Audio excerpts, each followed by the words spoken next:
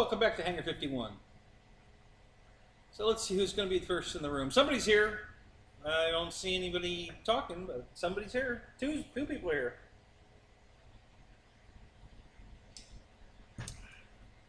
And there he is, Michael Bear. What's up? What's up, buddy? Good to see you, man. Good to see you. Welcome, welcome, welcome. Awesome, awesome, awesome.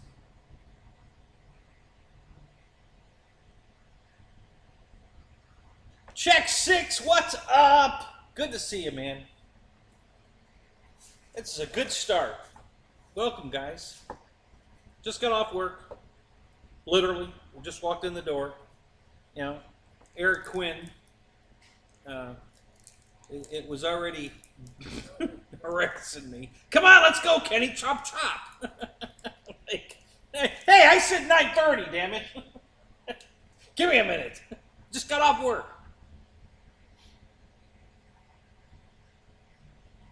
You just climbed out of your septic tank. Oh, God, that's always fun. Wild Bill, what's up? Hey, Wild Bill, by the way, I saw your comment after I watched the show. You asked about the broken tail on my Carbon ZT28. I stepped on it. But I got the part to fix it. It just broke the spar, and I got new spars right here. So, the wing spar, and the two wing spars, and then the black horizontal stab spars. Yeah, I stepped on it, broke. You know, all I did, I broke that because it rolled. What I really broke was the canopy. Been trying to get a canopy for quite a while now. They're on back order until February next year. But I broke the top of my canopy here. So I'm thinking I might like take part of a green 7-Up bottle, cut it to match here, and then glue it in place of what's missing here, the hole, to look like it's got a shaded canopy over the top section. I don't know.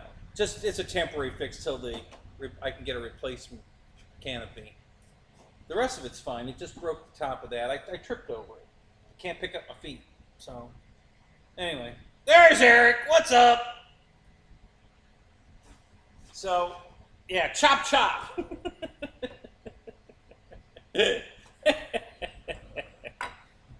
So, yeah, so anyway, well, Bill, that's what happened to my, that's what happened to the tail. Simple fix, no big deal. That's what I get for tripping over my own feet.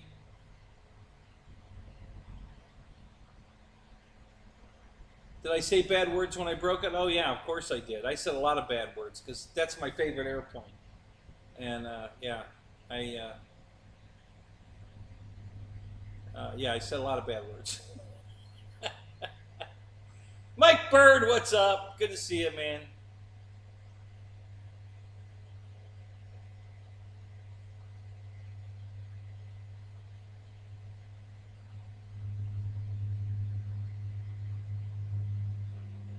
Yeah, I'm sure I used the F word several times. Frickin'. Yeah, I'm sure that was the one I used. George, what's up? Good to see you, George. So anyway, yeah. Oh. All right, so I got a bunch of stuff to talk about. I'm hoping some others. Roy! What's up? Gonna get on surface here for just a second, and then we're gonna get off surface. Okay, so again, with this one, guys, it's on sale now for $159. That's half off. All right, $159.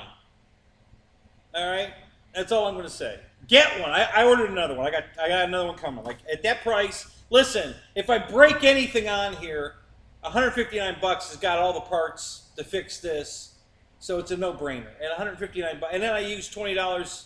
So I brought it down to $139, which lowered the tax as well. So I think it was $151 shipped to the house, including the shipping. well, including the tax. They don't charge shipping, but including the tax. I think it brought it down to 151. So anyway, 159 bucks on sale at Tower Hobbies. I don't think they're showing the scratch and dent. I don't think there's a link that works for the scratch and dent. Just put all the, ready to run. Just click on ready to run on the filter and then list them lowest price to highest price. It'll be right there in the first page. I always put it at 96 per page. So put it at 96 per page. Start lowest to highest price, and they'll pop right up. And they still have them, both colors. 159 bucks. You can't beat it. I mean, you just can't beat it. It's an awesome truck. All right, that's enough on Surface. We're done. That's all I'm going to do on Surface. We're done.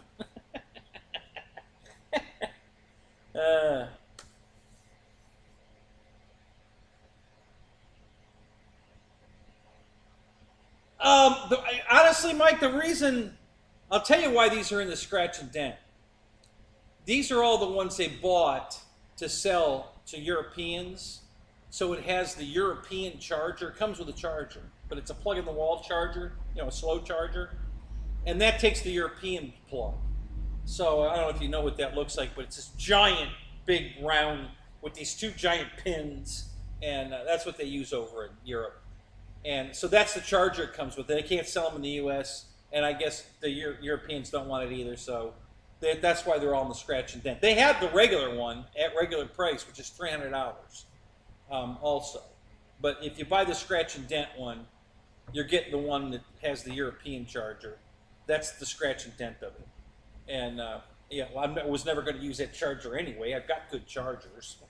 So anyway, but that's why. They got and they must have bought a boatload of those with the European charger, because they've been selling them for quite a while now, and they still have them. So, but at 159, oh my God.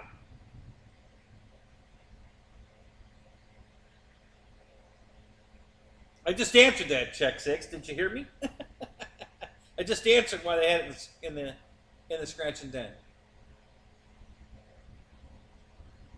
You can put a lipo in. It comes with what we would call back in the old days a 7-cell NiCad or nickel metal hydride. I think that's a nickel metal hydride that came in this one, but it's a 7-cell. It's what they call a hump pack. So there's 2 3-cell in a row, side by side, and then there's one on top that makes a hump. So they call it a hump pack. And so it's 7 cells, the equivalent 8.4 volts or something like that. So it's the same as a 2-cell pack. But yeah, you can probably put a 3-cell. I don't think it'll hurt anything. You can probably put a 3-cell lipo in it, and I think it'll be fine. I wouldn't run it wide open the whole time. You got to give it a break, let it rest a little, let it cool a little. But yeah, I think you can do some full throttle blasts with a 3-cell. Slow it down, make your corner, come on back maybe, and then take another blast. Just give it a break. Take it easy on it. But yeah, I don't think that'd be a problem. Yeah, of course it'll run better in lipo, as long as the voltage is higher. But yeah. Yeah, you can get clear bodies. Yep, they sell the body clear. And then there's all different other kinds of bodies, including my CUDA body is an 8th scale body. That's way back there in the other side of the tent. So my CUDA body will fit in because it's an 8th scale truck. So if I wanted to put my beautiful CUDA, the 71, I think it's a 70 or 71 CUDA body on it. Yeah, they make all kinds of bodies for it. So you can change the body to whatever you want. Just look up 8th scale bodies and pick whatever you want. They'll be clear. You'll have to paint them. You paint them from the inside, not from the outside. But they come out beautiful when you paint them from the inside. And they stay that way. You scratch the clear body, but it doesn't affect the paint. So the scratches rarely even show up through the paint. So yeah, that works out really good.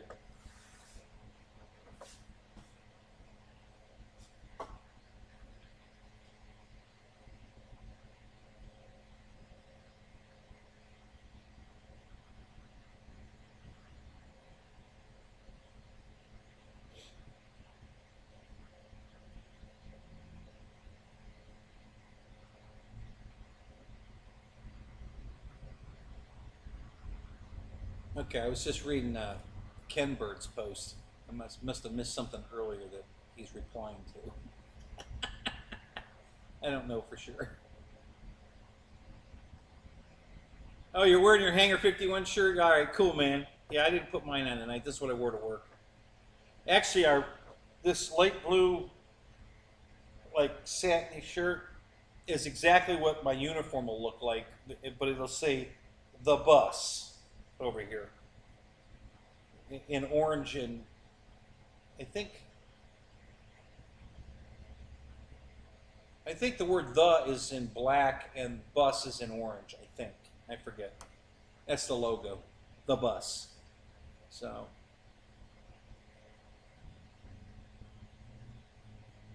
Well, yeah, this one's not designed to be. They have a crawler on sale too right now for 149 bucks. If you want, well, it's more of a. Actually, I don't think it's a crawler. I think it's more like a stadium, basher type truck. But you could crawl it. I mean, it's got plenty of suspension. So if you're just gentle with the trigger, yeah, you can definitely crawl it, or you can even re-gear it if you want.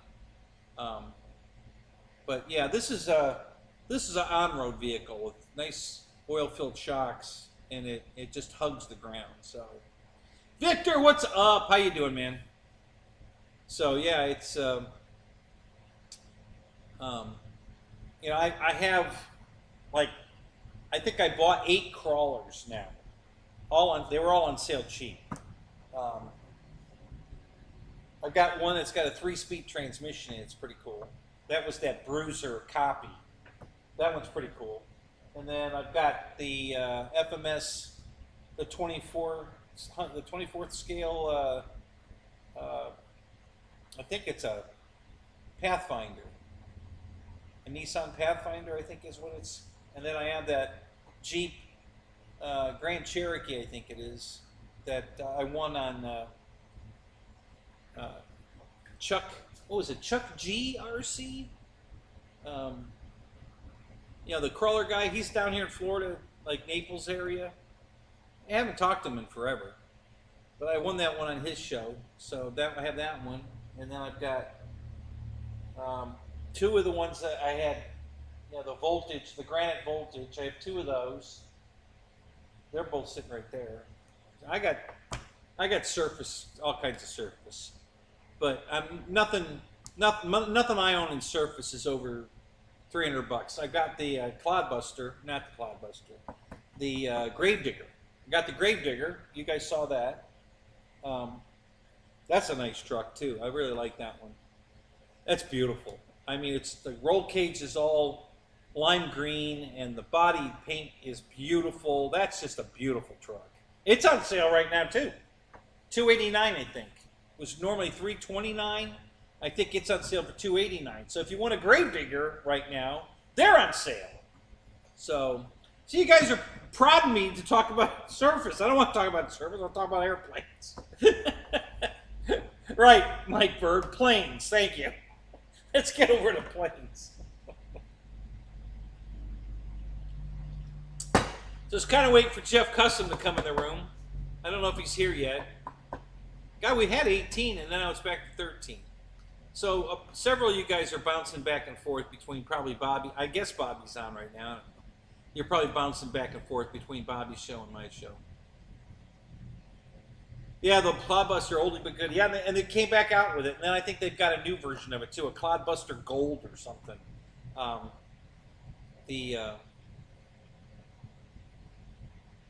Ronnie, what's up? I haven't fixed the Ronnie. I haven't fixed the gear yet. I might do it on the show tonight, actually. If we have a good show going, I might actually go take the gear. I might bring the Draco over here, and we'll do the landing gear live. So I might do that. Honey Chuck, what's up? Good to see you, man. Yeah, I actually thought about that. I was coming home from work. I thought, I wonder if I should fix the Draco landing gear live. So, and then you brought it up. So that's funny. Yeah, so I probably will. We'll probably do that. We'll get to that. Need to fix that. gas prices are coming down so well, I might actually be able to afford to drive out to the flying field. So I got to fix a couple airplanes. Not like I haven't got, 90 other ones I could fly, but I got to fix the ones that are broken so I can fly those. It's funny.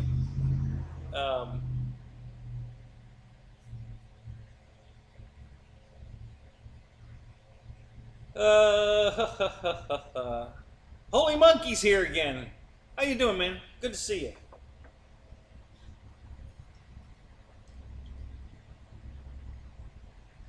All right, well, I was going to wait for Jeff to get in here, but we'll touch on it again when he comes. Newts! What's up, Newts?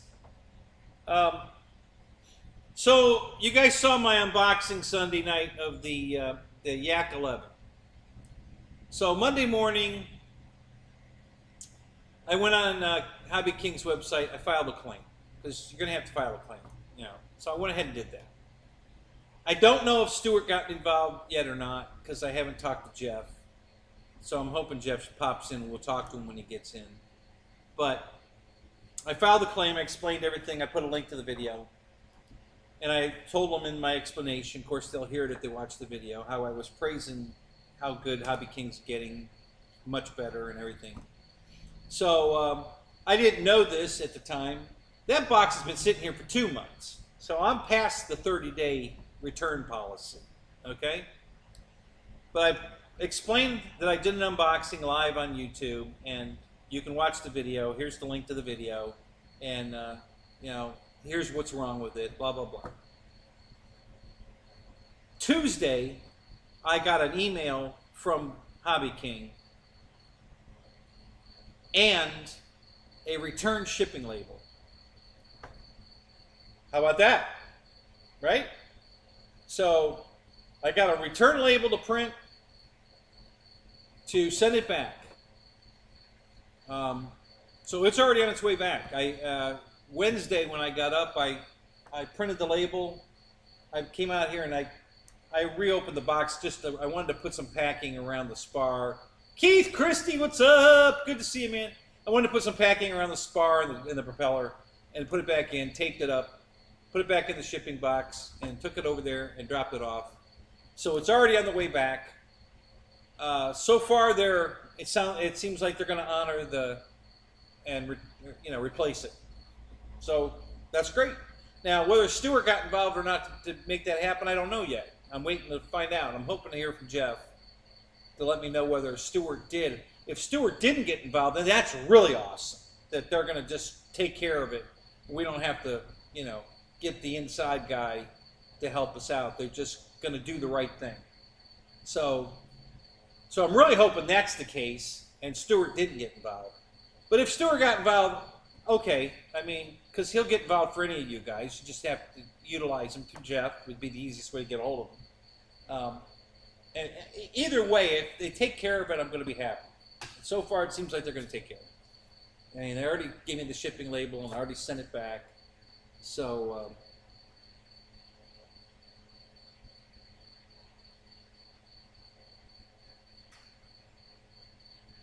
has a working Bombay on the B-25, yeah? That's pretty cool. It's not big enough, though. For a B-25, it's got to be bigger. Would you say it was 1,500 millimeter? Because that's what size my flight test B-25 is.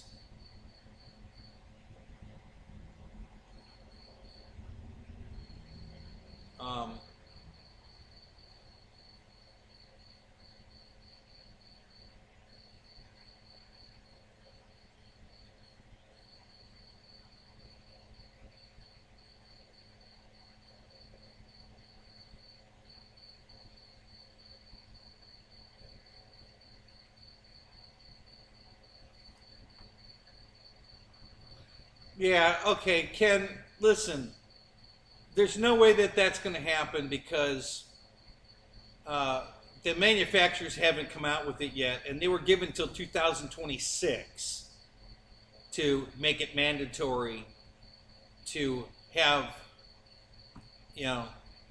identification, stuff in the airplane. So I don't think that's accurate.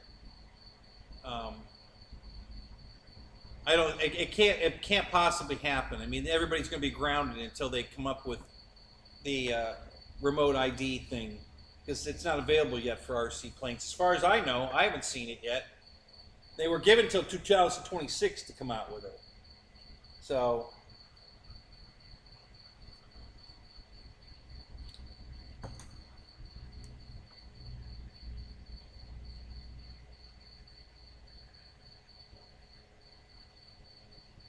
Yeah, but like I said, they gave them till 2026. So did they change that? Now all of a sudden they got to make it happen this week, or in 6 weeks, or whatever.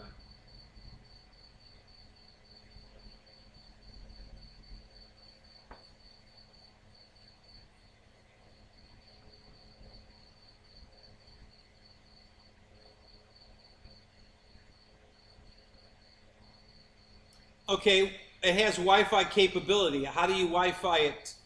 You know, is there a Wi-Fi router out at the flying field where you fly? There isn't one where I fly.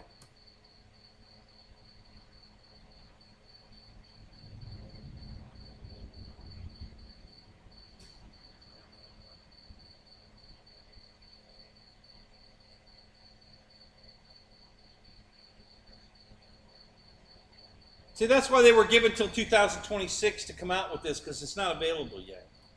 They haven't come up with a plan. You know, I know what they want to happen, but they haven't come out with something that you can put in the airplane yet that will talk to a satellite directly.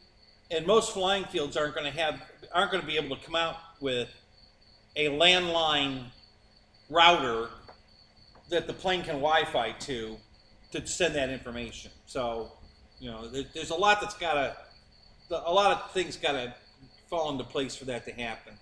And that's why they gave until 2026 for that to happen originally. Now, if they've changed that, I hadn't heard. You know, if they moved the deadline up, there's no way anybody's going to be compliant. It just isn't going to happen. Not this quick.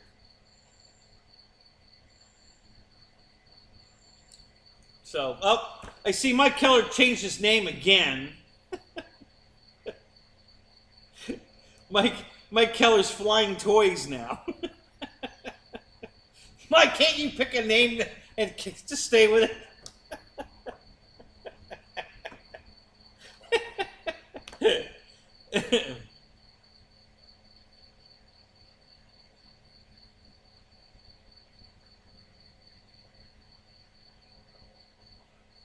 Help me. So another thing, Sawyer, there are so many laws on the books everywhere about everything in the world you can think of that are not enforceable, okay? And this is going to be one of them. There's just no way they're going to be able to enforce it. You know, they're not going to send the police out to check your RC airplane to see if, you know, you've got Wi-Fi, you know, satellite, you know, identification. It's not going to happen. So I wouldn't sweat it. I don't see how it'll ever happen, to be honest with you. I don't think they could ever make it affordable enough that people would buy airplanes with that crap in it. Are we in the Oval Office right now? Now this is just the hangar. We're just looking at the other side of the hangar now. See, normally the camera's pointed that way, and the tent's right there. So, you know, I had it in the tent in the wintertime because, so the camera was pointed this way again, but on that side of the tent. Now we're on the back side of the tent, and the camera's pointed this way, so you don't see the tent, but you see the front door there. That's the in and out front door, and then that's the 12 by 12 overhead door. So we're looking at the front of the hangar. So that's what you're looking at. And we've got two camera views, so we can switch over to a slightly more overhead, back a little farther overhead view. I don't know how in the world I made that work where you can't see the laptop in the picture, because the laptop's moved way forward now. But it's still not in the picture. I mean, maybe at the very, very bottom, I think you can just see the corner, the one corner of the laptop, right underneath the fan here. I think there's a little tiny corner of the laptop showing. So, yeah, I moved the laptop forward. I put it up just a squeak higher to try to get, you know, a more flat look. I wanted to be able to see the top of the table a little better. And then this camera now is up higher on the monitor, so we got a even a better overhead shot. So, yeah, that's the so that's the camera views. This is temporary. We're going to have a much better setup here. It's a work in progress.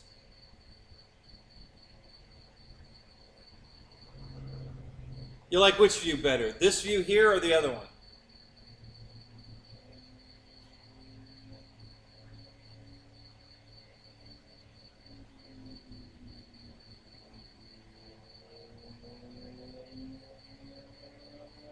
Oh, no, it's no problem, Ken.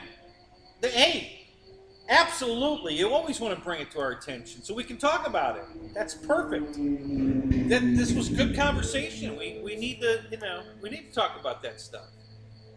So, you know, no problem. I don't mind at all that you brought that up. That's fantastic. But you know, I was really into this when it started. All this nonsense about all this shit. And when Josh Bixler went to the, you know, Capitol to, you know, be our spokesperson, since the AMA didn't bother to even get involved. So Josh went there and kind of headed it off. And so I was following all of that at the beginning. David yourself, what's up? Hey, dude. What happened to you Sunday? I was waiting for you to go so I could go after you, and I'm waiting, and I'm waiting, and I'm waiting, and you didn't go. What the hell? What the hell?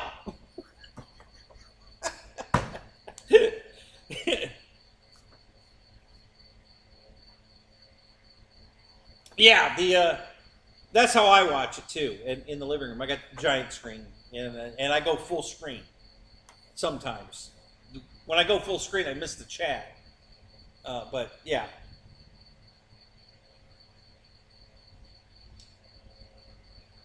You need a better name? Mike Keller's Flying Monkeys. How about that?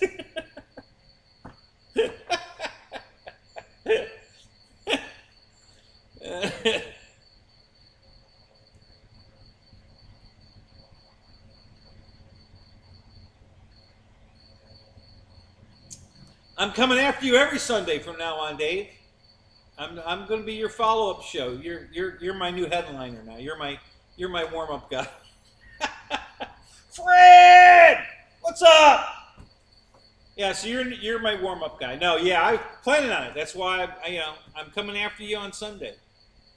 We're every Sunday and Thursday now. I'm gonna do my best. We're gonna go live every Sunday night, every Thursday night. After your show, whatever time that is, and then Thursday night 9:30, because I don't get home from work till 5 after 9. So I hurry up. I didn't even eat. I just got out here. I moved the cameras around some more. Got the big jet off the table, most of it. There's still the wings and the tail sections here of the big jet, but I got the fuselage off. The main part's right here. And then the nose section's on the floor on top of some bubble wrap over there. So I was going to flip the camera around and put it out over there and use that table, and you'd be able to see the tent again. But then I had to move the light and clean off the table. I said, screw it, because right now there's about 30 battery packs on the table and chargers. That's my charging station for my surface stuff and my airplanes that I fly in the yard. And then I was also thinking I'd just move it to here, the camera, and use this table tonight. But then I'd have to clean that off too. So I said, screw it. You're going to get plenty of opportunity to see all the different tables and all the different... Hogan's Heroes is coming on. Yeah, I know. It's funny. I love it when you use their music in the background when you're doing your show. That cracks me up every time I see that. You won't be able to do that when you hit 1,000 subscribers and get monetized, because that'll kick you right off, buddy. They'll just silence the whole damn video. You won't hear a thing. Will I still be on after Hogan's Heroes? Yeah, I should be. I'm sure they're only on for an hour, right? What do they do? Are they hour-long episodes or half hour? I forget. I watch it all the time. You know, right after at 10 o'clock, because from 9 o'clock to 10 o'clock, I watch 2 episodes of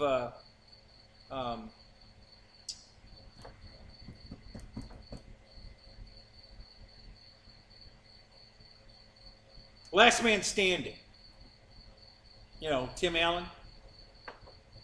So he's on that channel, and then as soon as he's done, I flip over to the other channel to watch Hogan's Heroes for an hour, because Deep Space Nine, I'd rather watch Hogan's Heroes than Deep Space Nine from 10 to 11. And at 11 o'clock, Voyager. So I switch back over to Star Trek, Voyager. And then from 12 to 1, I watch Enterprise. 1 to 2 is Baywatch. I usually surf or go on YouTube or read email for an hour. And then there's 2 episodes of House from, I think, 2 to 3 and 3 to 4. So I usually watch House from 2 to 4. And then after that, The District comes on. And by then, I'm either sleeping or I've gotten involved in a movie, or I'm reading emails, or buying another surface car because it's on sale. Petticoat Junction, what time is that on? I know they run it all the time, but I don't know what time. That's not a nightly thing, though, isn't it? They do Petticoat Junctions like on Saturday, I think.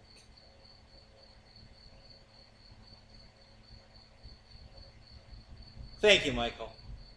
I'm gonna try. I got so little time, but I want to do it. I miss it, so I want to be here. So we're gonna make it work. I don't know how this is gonna work out, but we're gonna make it work. I'm so damn busy with everything I'm doing, between cleaning the house, cleaning the garage, working on the car, working on the motorcycle, working on the yard, working on the lawnmower, and then working. I got a full plate.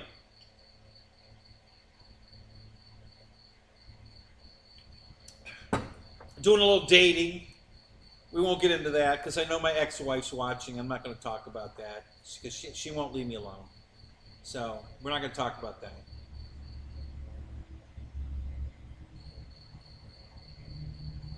How's the new gig working for me? What do you mean? Driving the bus? I love driving the bus.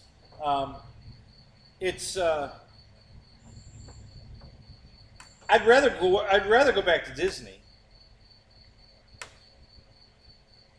and I would have if I didn't just build this damn garage.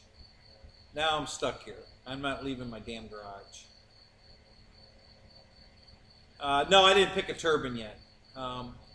I mean, I'm going to go with the smallest one I can get because I know this. It's light as this plane is. It doesn't need a big turbine. But whatever, I'm going to get a used one. And my buddy John Casey's looking for one for me. So when he finds me one, he'll let me know.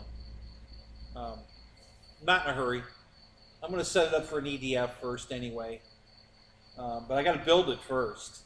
There's quite a bit to do here. So I found speaking of, since we got on that subject, these are the covers for the lights, the wingtip lights. So I found those. They were wrapped in some foam. I don't see the actual lights. I don't know if there's lights or I have to provide my own. They ran wires. That's all fuel tank. So they ran the wires for the lights. I've got all these JST connectors. I got a whole pile of JST connectors here. I don't know what they're for. We'll talk about the jet here for a few minutes. Hang on. What the hell? So I've got this JST connector set up here. I don't know what this is for. So that's just a straight wire.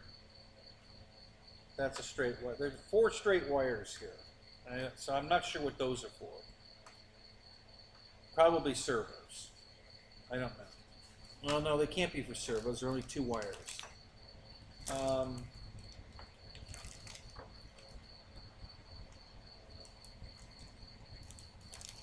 Got battery straps. I don't know what this is.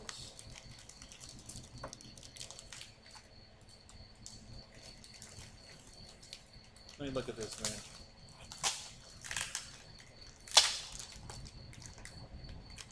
Yeah, I've got the brakes. It's got brakes. Here's the brake controller here. Okay. And then the mains have brakes in them. There's a wire. This wire here is for the brakes. It goes right into the bottom of the hub here. And here, let me switch this. Maybe it'll be a little clearer. So this wire is the retract wire, and then this is the brake wire. And it goes right at the bottom of the hub here. And they're dragging a little bit. This wheel won't roll. I mean, it moves, but it's not locked up, but it won't roll. I mean, it's on bearings. It should go. So the brakes are applied right now, very gently, but they are applied.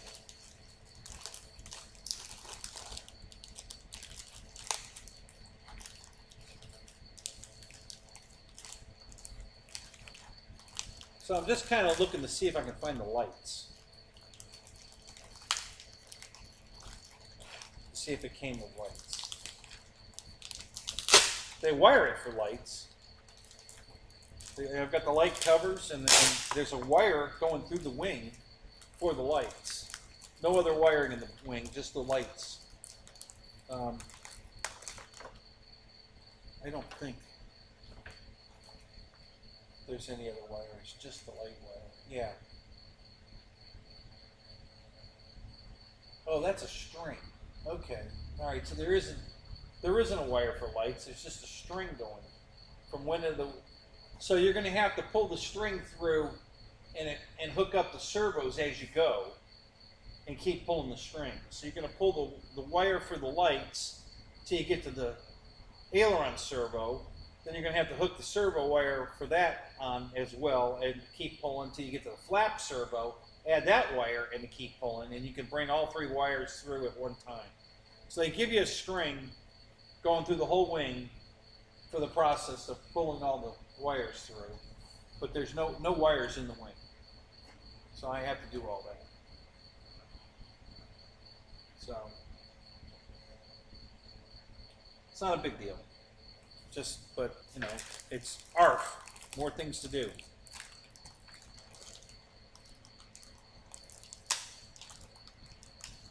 Yeah, I'm sure that's what it is, Mike. When I hook the wires up, the way they probably work is you adjust them to drag as much as you want, and then the power releases them.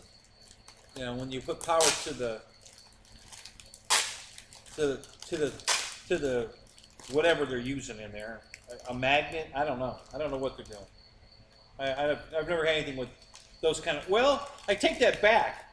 My B-25 from LX Models has brakes on it, but I haven't played with them yet.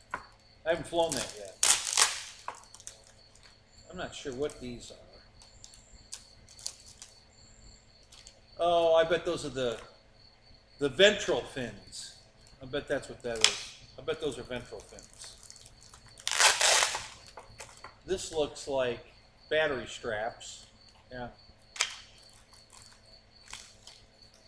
I got a candy cane. That's what it looks like.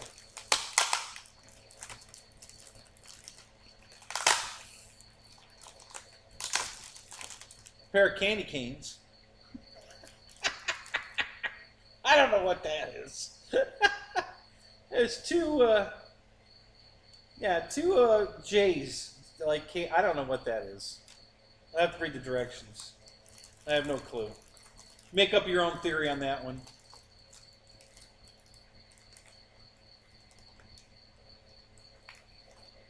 Oh, you put a 2S battery in to control the brakes on yours, yeah?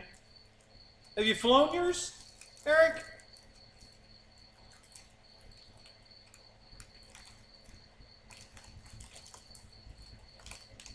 I had everything working on mine. It was ready to fly. I was still farting around with some of the details. I want to be able to screw the or magnet the nose cone on. I don't want to glue it on because I want to be able to take it off to put pilots in it, or a bombardier, or whatever I'm going to do. I want to be able to put detail in it, so I want that to come off. So originally I was going to do it with magnets. Then I thought I'd screw it on, and now I'm still thinking I don't know which way I'm going to go. But I don't want to glue it on. That's the only reason I haven't flown it, is because I haven't got the nose on yet.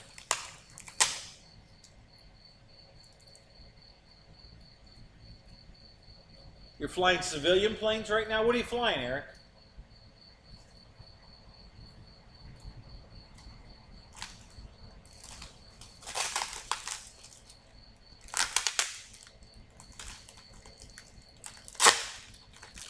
God, I don't know why. They've got this taped around like it's not even consistent. It's going across the corner this way and around. I mean, it's like they just did this with a tape. What the hell? Why would you tape it like this? Holy shit, is this ever stupid? I mean, it doesn't even make sense that they would tape it on like that. Uh-oh. I just screwed myself. Okay, we're back.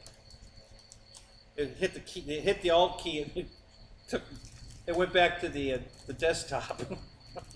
Oh shit! I can't see nothing. What the hell? Okay, so there's a wad of tape. Get rid of that. And then I don't know what this is. It looks like a machine gun, but there wouldn't be a machine gun on this. What the hell is this damn thing?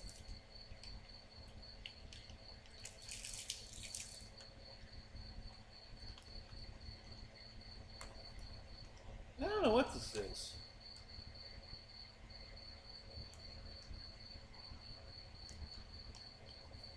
I have no idea. I don't know what it is. I don't know what this is either. It looks like a...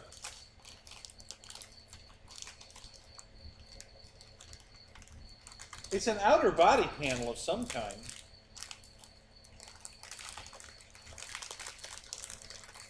I don't know where I put my scissors. Or my X-Acto knife, for that matter. Well, I know where the knife is. Let me go with the knife.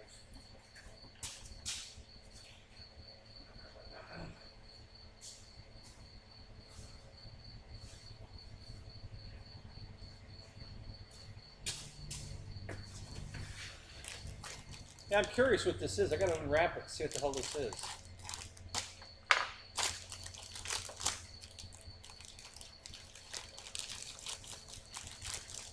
I mean, they've got it wrapped in foam to protect it, so it's something delicate.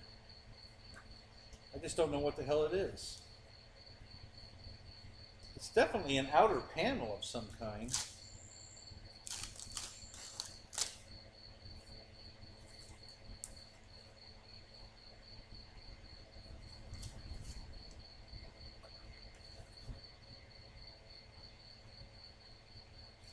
These look like dummy air intake scoops here.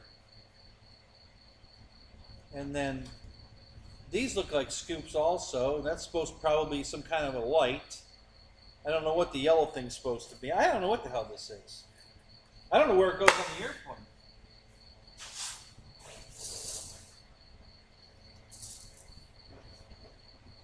doesn't go anywhere on the bottom because it's white, so it's got to go on the top. But the canopy covering all of this, and then there's nothing on the nose that's open for that. Unless it's a... I don't know what the hell this is. What do you guys think this is?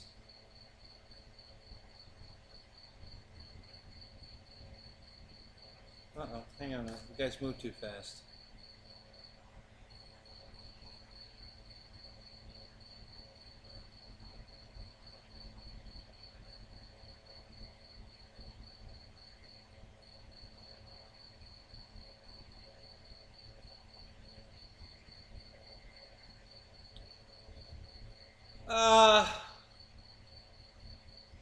I love my Tundra.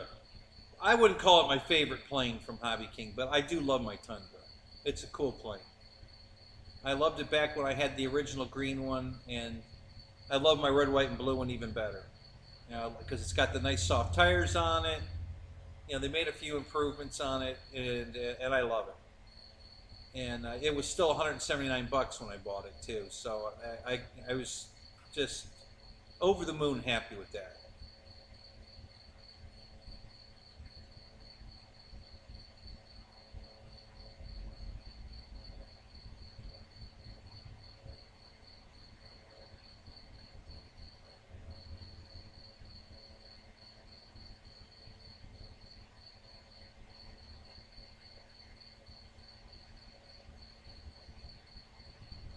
Leading edge fences. Now this is, there's nothing to cut out on this. This is one piece. You know, it's finished the way it is. I just don't know where it's supposed to go. I mean, it kind of looks like it would go where the canopy goes. But the canopy's already on it. Let me look. Yeah, the canopy's black, or the front of it's black. But it looks like it would fit right in here. Like if you took this off, you'd put that on. I don't know why you would, what the hell you would do that for. I don't get it.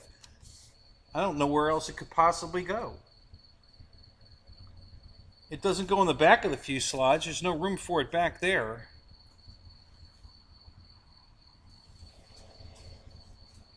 Hang on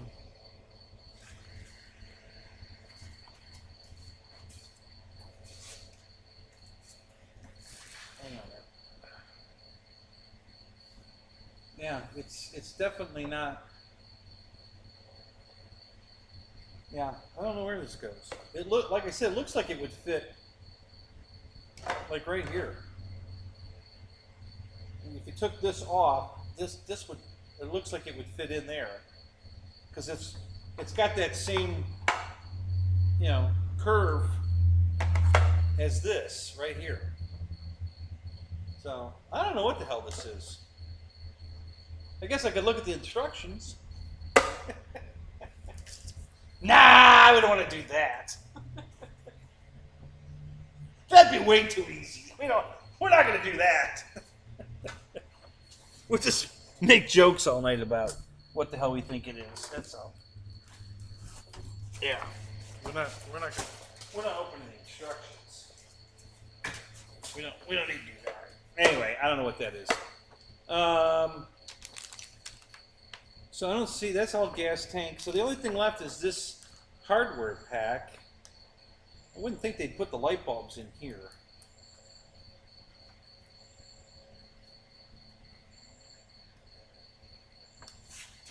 What about this? No, those are just the air scoops. That's not it.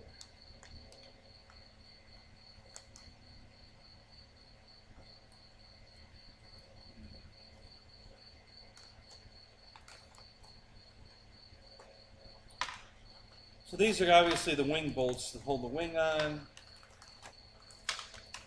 Everything's individually bagged. A lot of ball link connectors, and looks like some kind of a clevis probably for the flaps. More ball links. Different kinds of clevises. Same thing though. Something else like that. More ball links. More different clevises again. Just screws. Bolts and washers. More bolts and washers, and more bolts and washers. I have no idea.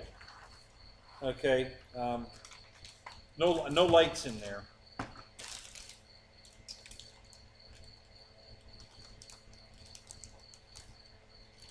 I don't know. These might be lights. Something in here. Hang on a minute.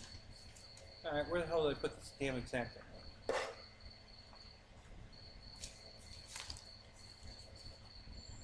Where'd that go? It was right here.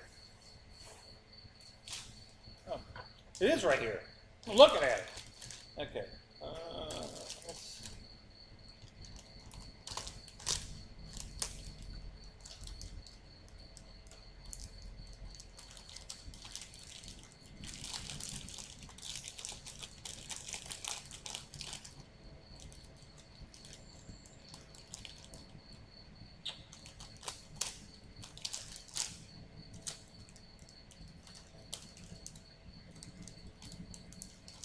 Hang on a second, I'll get back to the chat. I'm missing everything. Hang on. Let me see what this is.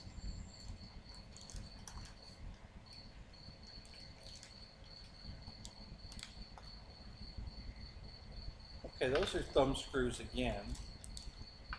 This looks like string. Yeah, that's just string. I don't know what the hell I'm going to do with that. Alright, I give up. I don't see any lights. I guess I'm going to have to supply my own. I know which ones I'm going to go with. So, alright. Let me get back to the chat, see what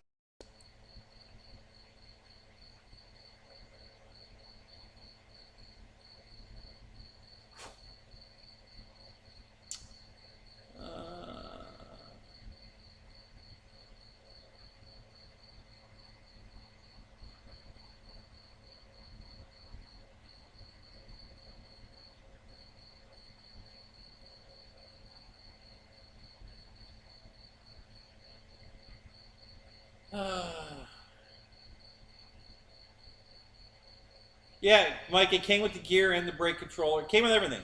You know, here's the pipe for the turbine. Came with that. Fuel tank for the turbine. Came with this. All the fuel tank fittings. Yeah, all 3 retracts with the brake controller.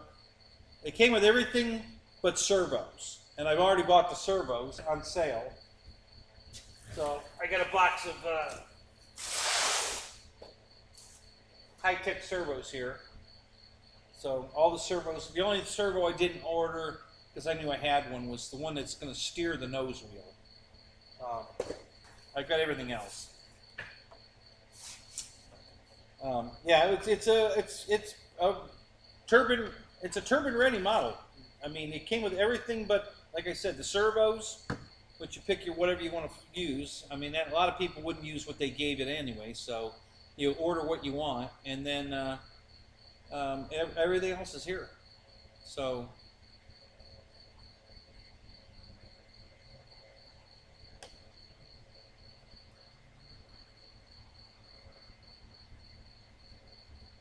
let's see.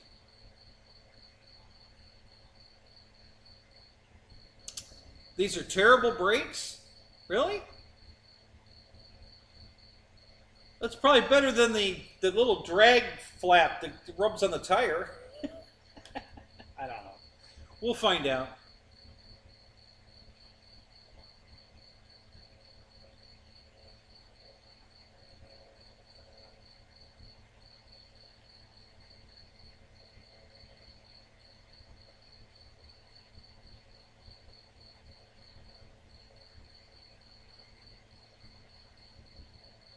Yeah, I'm very happy they did a good job packing it because I didn't have to send it back.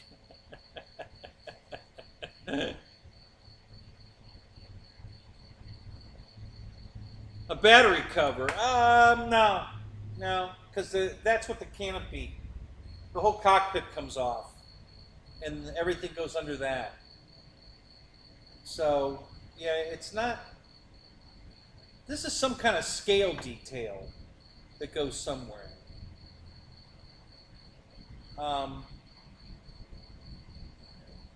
I don't know. I'm not sure where that goes.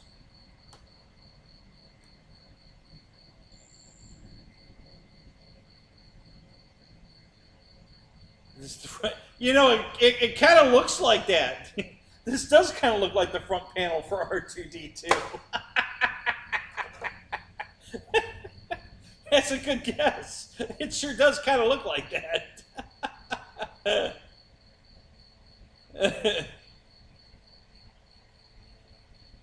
It's nothing, just throw it away. Yeah, that might be what happens. Uh-oh. I jumped ahead.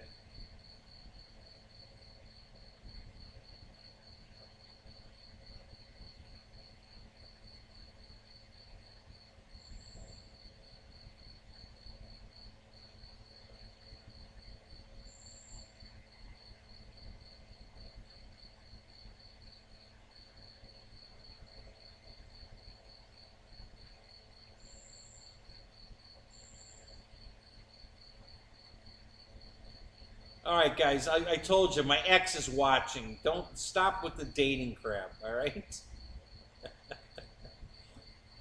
She won't leave me alone as it is. Christ.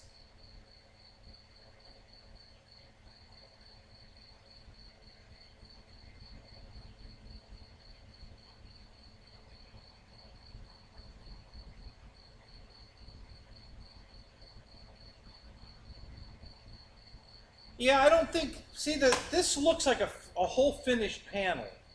Like it's one pan. This stuff doesn't look like you cut it out. It's not. This is all. The whole thing is finished. It's all paint. Nice paint.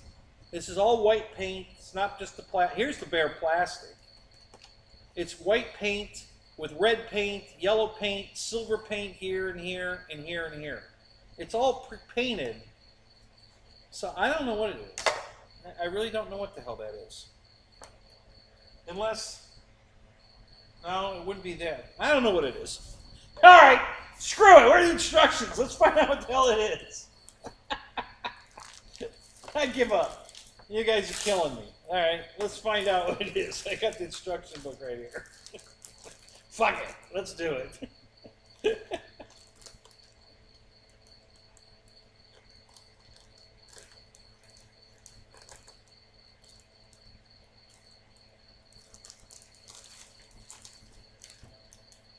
Hermetically sealed for our protection. Okay.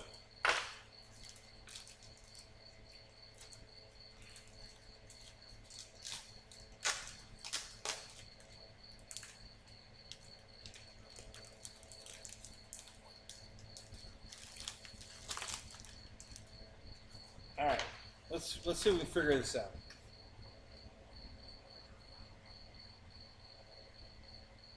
If I read the chat, I'd already know. I've been reading the chat. What did I miss? Don't tell me to read a chat. Tell me what I missed. Come on, Mikey. What the hell?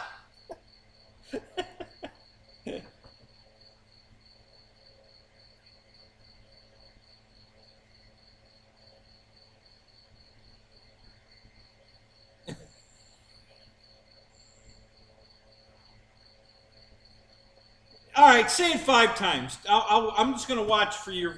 Just say it for the 5th time. What is it?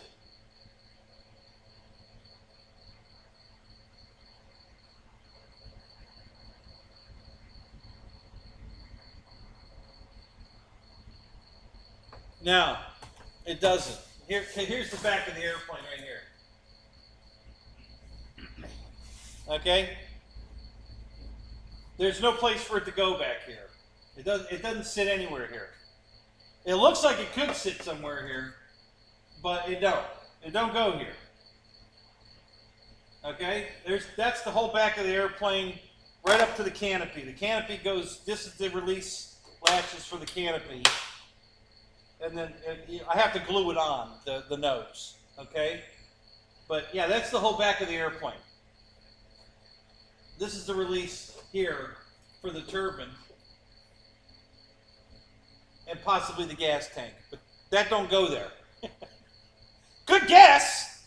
You know, I like what you're thinking. But yeah, no, it don't go there. Because this is the base of the rudder right here. So,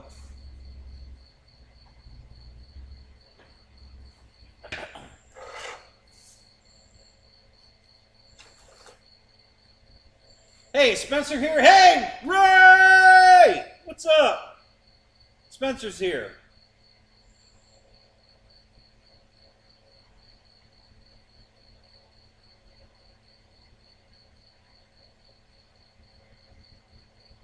Yeah. Well, you didn't. Were you here? You weren't here last night. You didn't see me do the unboxing of it, so you didn't know. It was a good guess. I mean, I like what you're thinking. You know, but I already knew it didn't go back there because I know what's back there. You probably didn't see that because you weren't here last night for the unboxing, unless you were and you were just, you know, incognito. So let me see if I can figure out what the hell that thing goes to. If it was red, I'd know where it goes. Because it even looks like it's the right size for that. But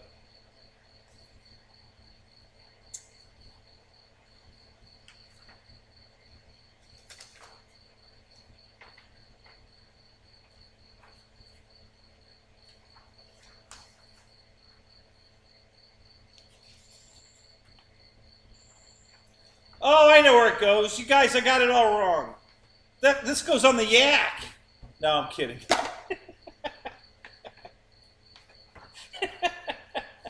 Yeah, that's what it goes to the yak. I sent back right now.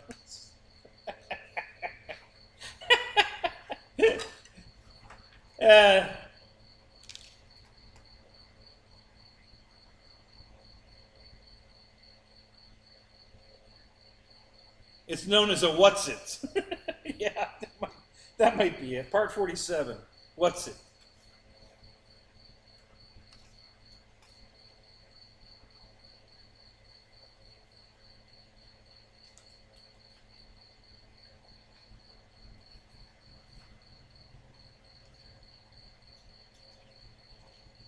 They keep showing that bottom hatch that's red over and over again. I don't know what the hell.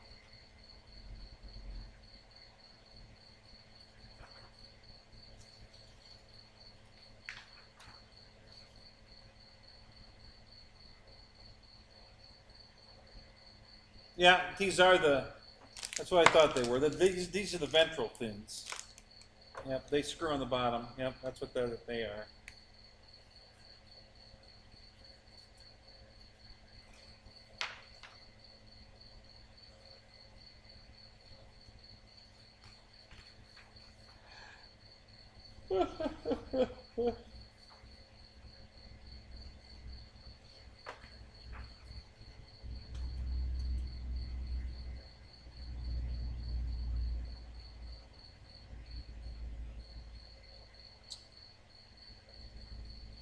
All right, so they're saying this thing is the probe that goes on the nose.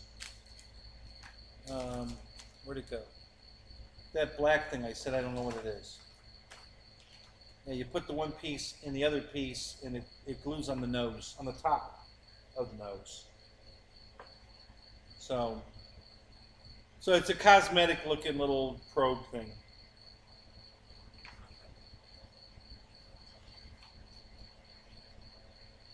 I probably will put that on. Because I'll just knock it off or I'll poke an airplane with it or something. So I probably won't put that on.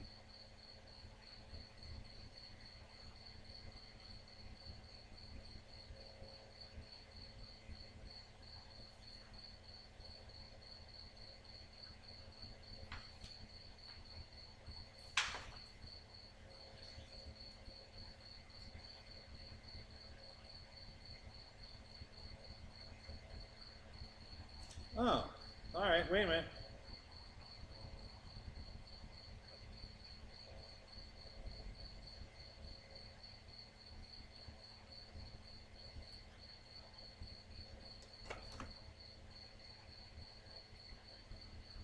Okay, nowhere on here are there any kind of cut lines, but according to the directions, you cut this in half.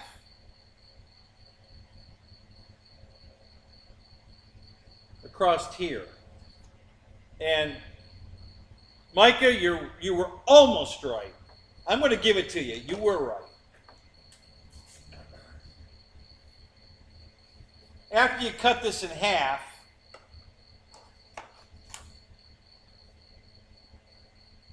these two scoops here and the red light, you cut just behind the red light, goes right, you glue it on top of the panel here in front of the hatch.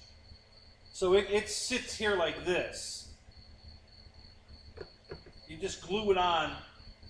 It's a cosmetic, I don't know where the other half goes in, but yeah, so you take that strip there, you have to cut it completely out and the loop and everything, and then it glues over top of here, right in front of the hatch. The back half, I don't know where that goes yet.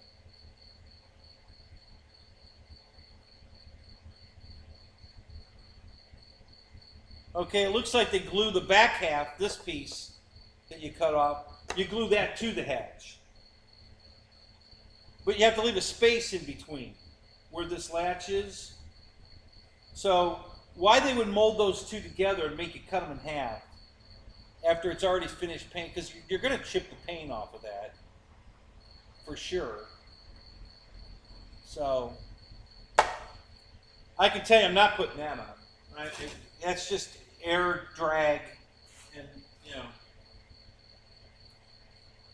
that's the kind of scale nonsense I don't need on an airplane that I want to fly well. That's going to slow it down. That's going to take all that clean, smooth air and disturb it all up. And yeah, I'm not putting it on. This plane's not scale enough to be dealing with stupid shit like that. If this thing had all the panel lines on it and all the details of a foam airplane, I might put those on, but hell, to put that stupid shit on this thing is stupid. So yeah, I won't put those on.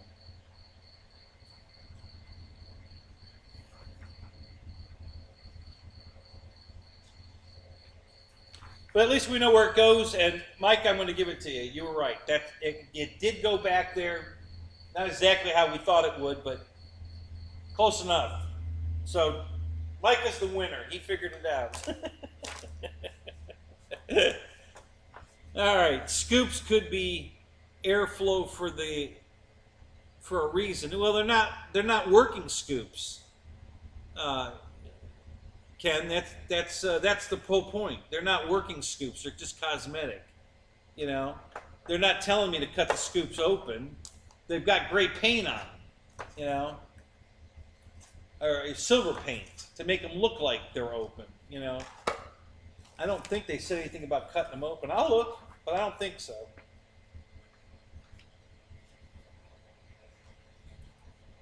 Now there's no word about cutting them open. It's just cosmetic.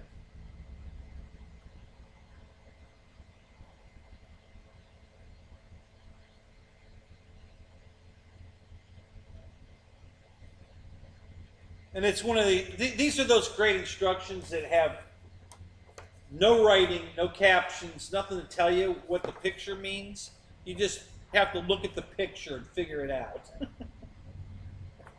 This has got LX models written all over it.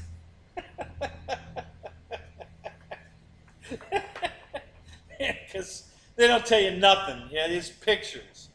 They put an S in a picture of the box, the motor box, and you're supposed to figure out that means that's all it is, just the S. And you're supposed to figure out that the S means that the S goes up. You're supposed to figure that out. Like, what the fuck? So yeah, that's the kind of instructions we got there. The same kind of shit. So, hey, Roach Coach, what's up, man? Good to see you.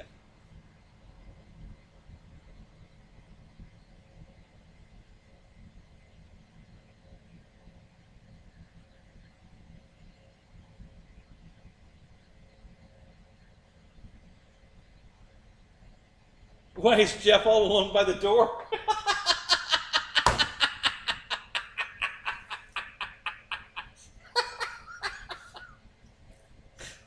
Thank you, Wild Bill.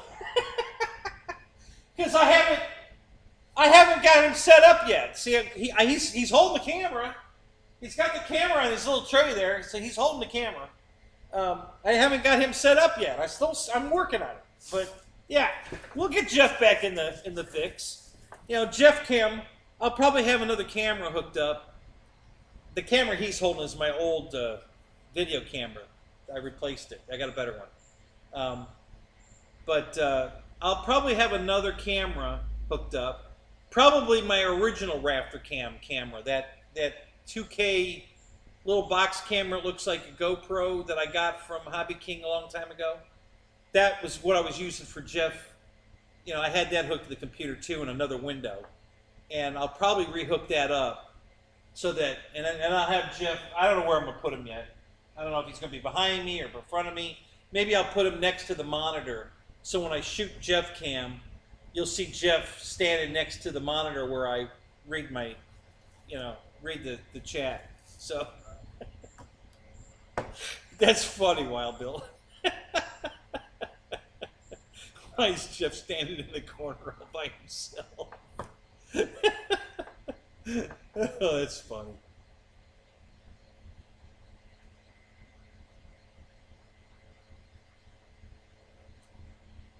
Yeah, Juno's here. What's up? How you doing, buddy?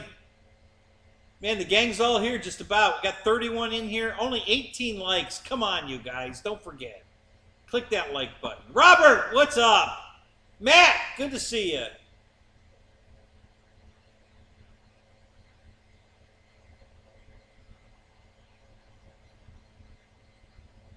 Are you in front of the line? Do you guys hear crickets? I don't hear any crickets. Normally I hear crickets, but I don't hear it. I saved one the other day. I almost stepped on the little guy. And I shoot him off. You know, I didn't want to step on him. I like crickets, but I don't hear any right now.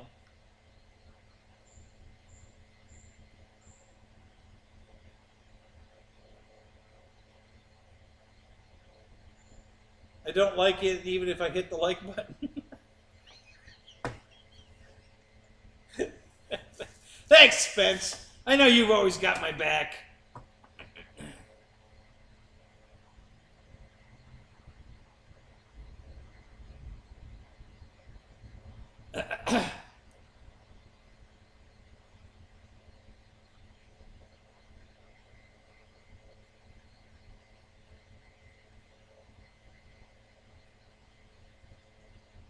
Yeah, I'm old and deaf. Exactly. Yeah, thanks, John.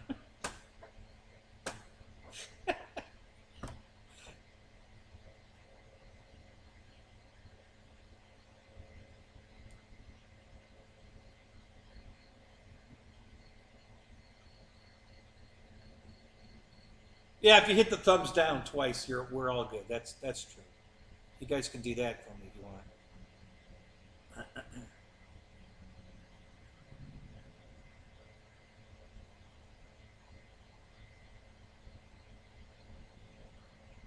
Is the camera guy making noises? No, not right now. I could turn him on. He does talk.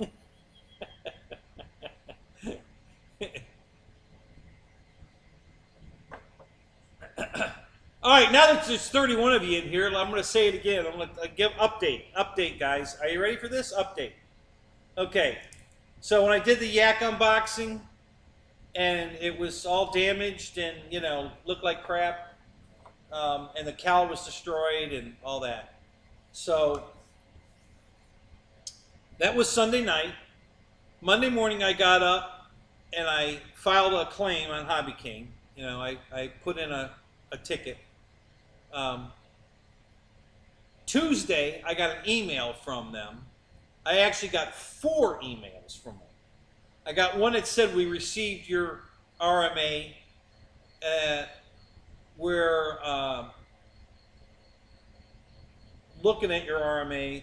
We've accepted your RMA and we'll be sending you a return shipping label and then the fourth one was the label. So they've already accepted it. They sent me a shipping label. I took the box to FedEx yesterday, Wednesday. You know, so that I filed the claim on Monday. They responded on Tuesday, and I sent the box out Wednesday. The yak is already on its way back to HobbyKing.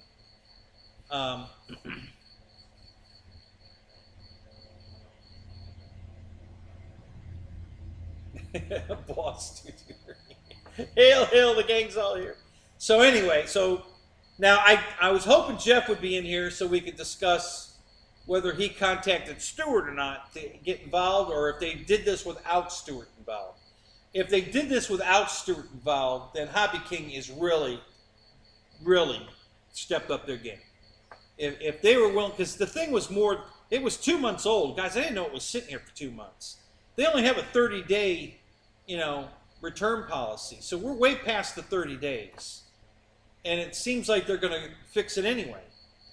You know, which they should. I mean, I understand the 30-day thing, but when you do a live unboxing, they can't just, you know, there's no way to, you know, say I went out and flew it, or you're watching me unbox the damn thing. I mean, I cut the shipping tapes live on so, you know, they have to realize in that situation that the 30-day rule shouldn't really apply. But in the past, there would have been hard-nosed, oh, sorry, it's 30 days, we're not looking at it. I'm sorry, but it's been 30 days, eat shit. That was their old attitude. I think their attitude, I think they're getting a lot better. I really do. And if Stewart did get involved to make this happen, okay, well, still, I'm getting what I want. You know, okay, we had to call in a friend. I haven't met Stewart yet, but he's the reason I started buying from HobbyKing way back in the day. I'm a platinum member of HobbyKing, by the way, guys. Okay, for a guy that doesn't like HobbyKing, or didn't like HobbyKing, and didn't buy from HobbyKing, I'm a platinum member of HobbyKing. So I've spent some money there.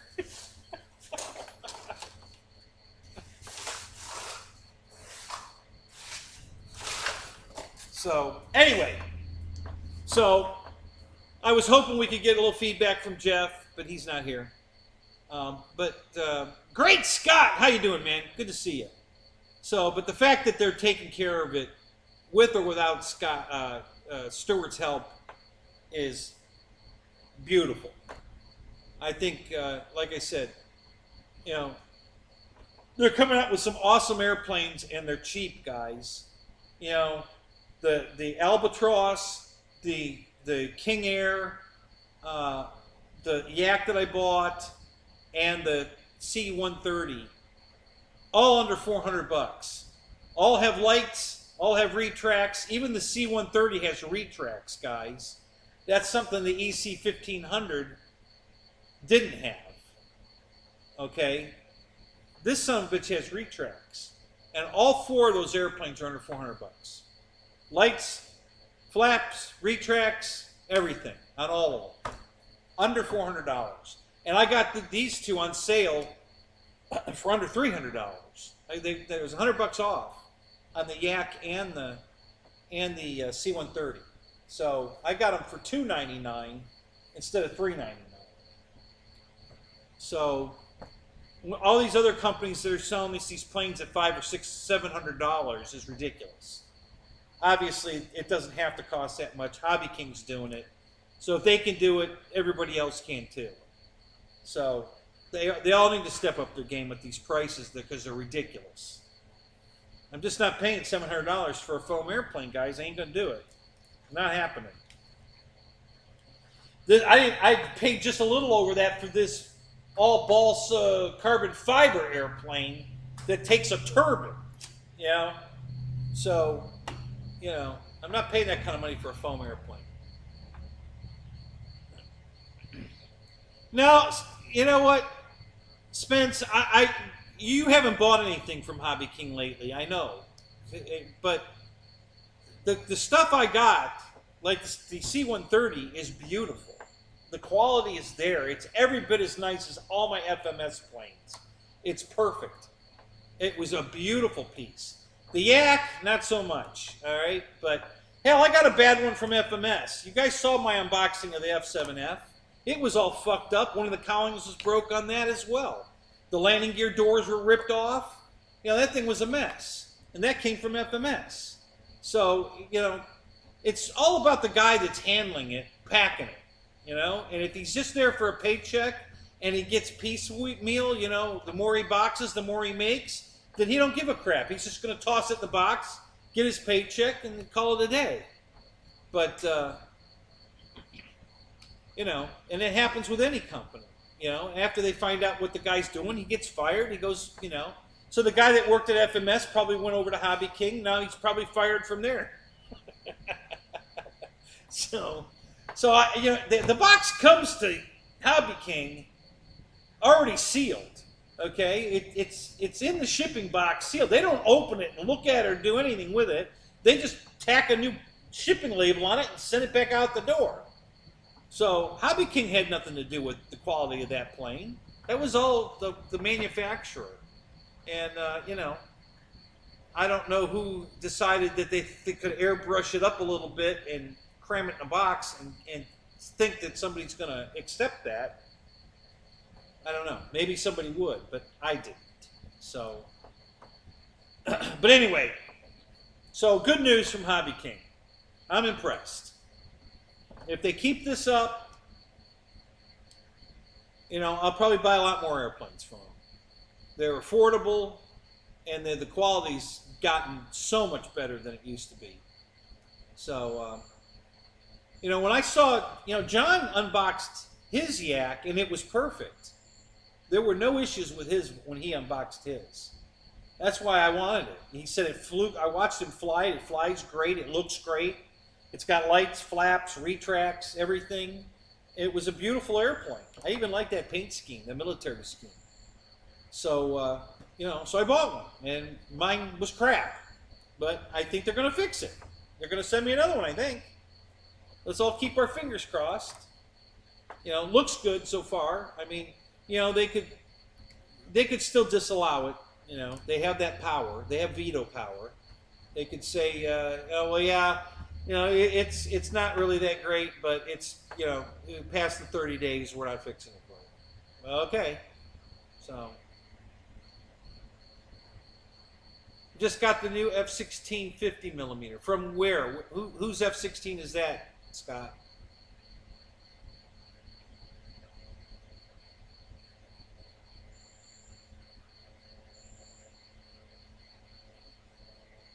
Yeah, man, I agree. I've had some stuff from the Aviation line before.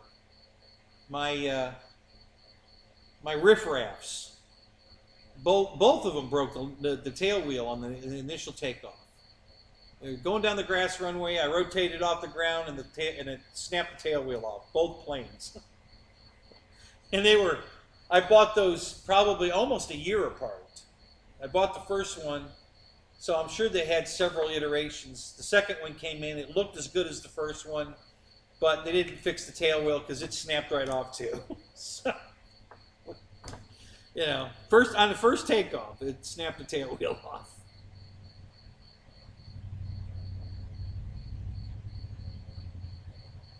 The Avios Sea Fury. Well, see, that's what this, you know, the riffraff is the Avios Sea Fury with the Reno Air Racer paint scheme on it. It's also 6S, and where the military Sea Fury was 4S. They did not put the tank releases in the wing like the military one. They left those out of the riffraff, so you can't drop tanks or anything. It doesn't come with the tanks.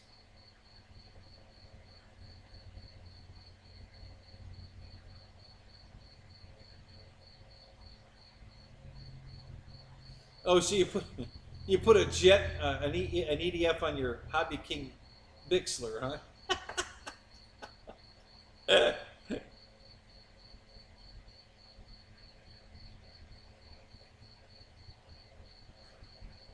Yeah, it's the piss poor pilots that keep these guys in business.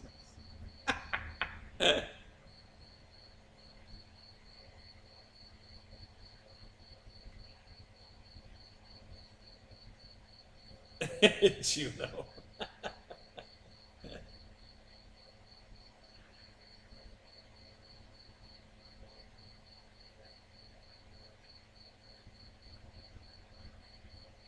Hey, whatever happened with your Corsair, Matt?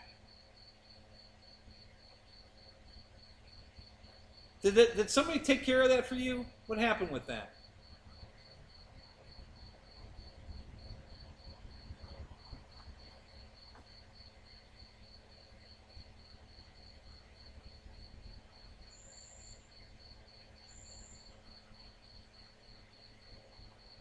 Listen, the worst shocking thing I think I've seen so far was when I got that F7F from FMS, and I took it out of the box with all the breakage. You know, the gear doors were all broken off, and the cowl was cracked, broken. There was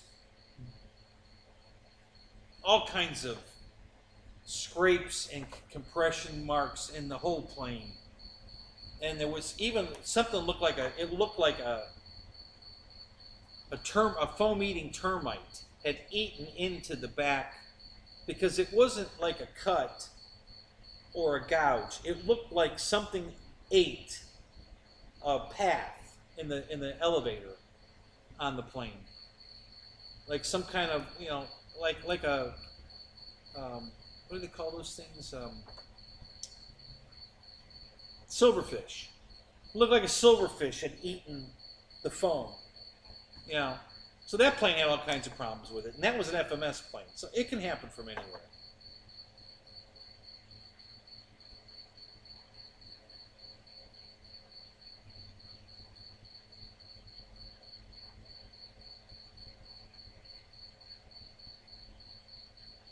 Make which one fast? Which one are you talking about, Mike? Which plane do you want me to make fast? Listen, I got my V900s right there. That's fast. I got a fast plane. It's brand new in the box. I mean, I put the V900 motor, but I got that from Tug Hill, so I didn't have to use. I bought that just to use the motor out of it for the, you know, for our pylon race where I turned the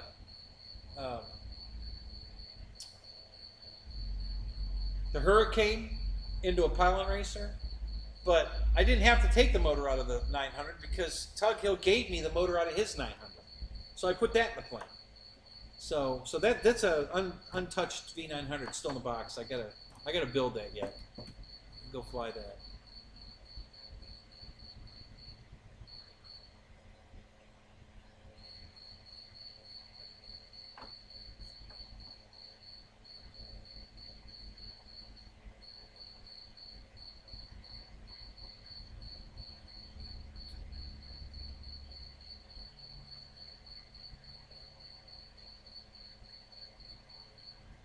You're going to Harbor Freight tomorrow. So you're going to head over to Harbor Freight tomorrow to see if they have any better airplanes right after the police leave, right? Because the cops are here, so after the cops leave, you'll go check out the planes at Harbor Freight.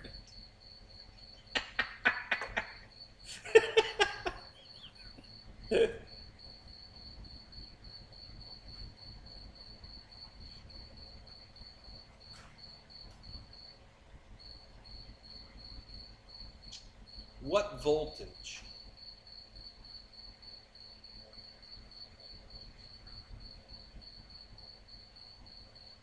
I wouldn't call the planes that Harbor Freight has planes. Let me just put it that way. Okay? They're nothing. They're crap. That's why he's making the joke.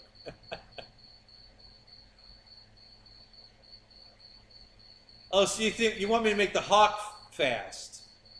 Well, of course it's going to be fast. It's going to have a turbine in it. And that's why I'm going to leave stupid shit like this off, because all that's going to do is slow it down. I don't want that. So, yeah, I'm not putting this crap on it. You know, I'm not going to mess up that beautiful monocoat on the nose to stick this stupid probe on it.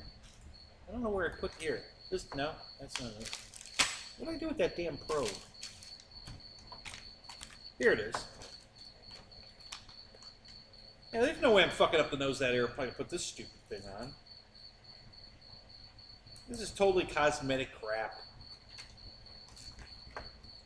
So, you're supposed to cut this out so it's just this raised piece here, okay? So you cut all this flappage off, and then you put this way in here.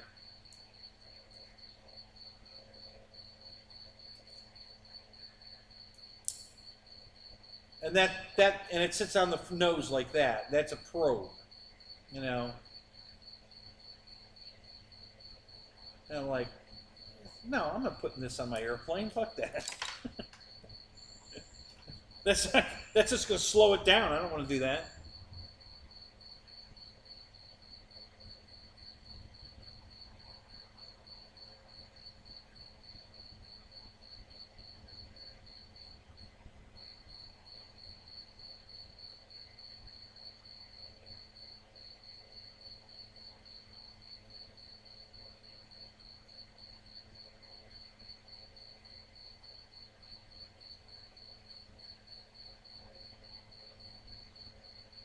Oh, is that where he is now? EQ, the guy's now working at E-Flight installing defective servos. You're exactly right, though. That's probably exactly what's happening. The same guy has been fired and moved to the next company, and fired from there and moved to the next company because he's just an idiot, you know.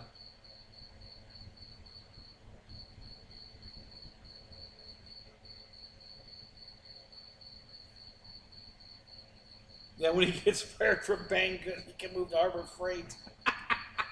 In the RC department. Yeah, it'd be perfect.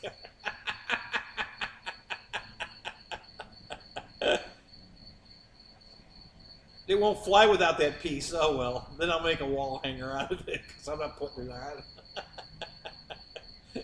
Stupid shit like that I don't put on any of my airplanes. I keep it, you know, because, you know, if it's something like... All right, here's a perfect example. Are you ready for this? The Yak 11, the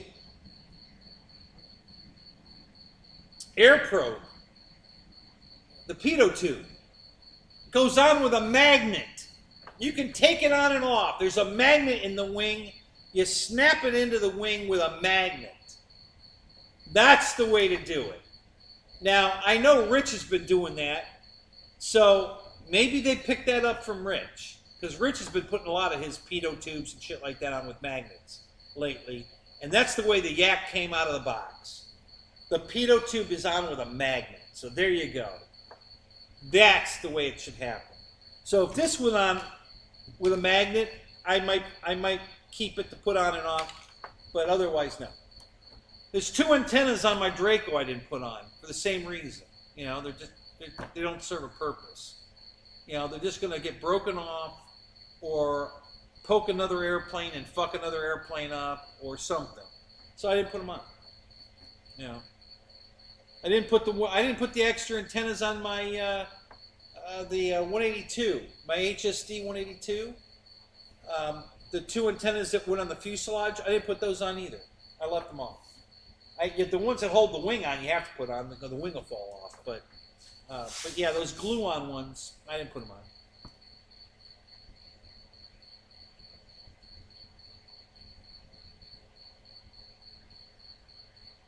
Yeah, well, yeah, if you land hard with the pitot tube magnet on it, it might come off. So, you know, don't land hard. Problem solved. And holy crap, it's Kenny. Hey, Tim, what's up?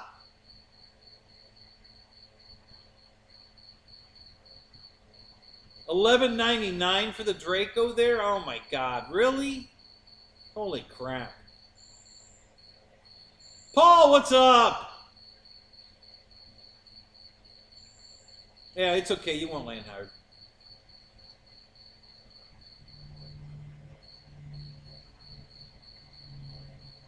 Uh-oh.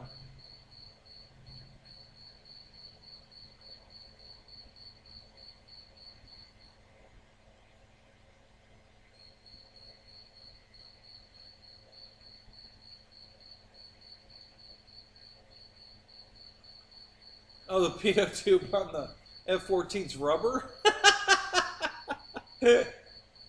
Well, that could be good or bad. You know, if it's leaning up against something, the rubber will get a warp in it and it'll stay that way. So you'll have a bent pitot tube then.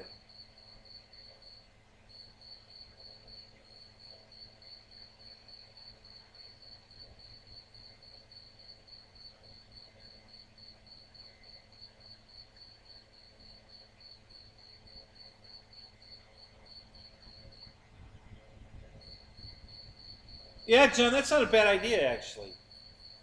You know, put a torpedo underneath it. You know, repaint it and as a, and that's exactly what they. If they sent me the one back with all that paintwork bad, that's not a bad idea. I could paint it up to look like a Jap Zero or a Kate, and hang a torpedo under it. So that's not a bad idea.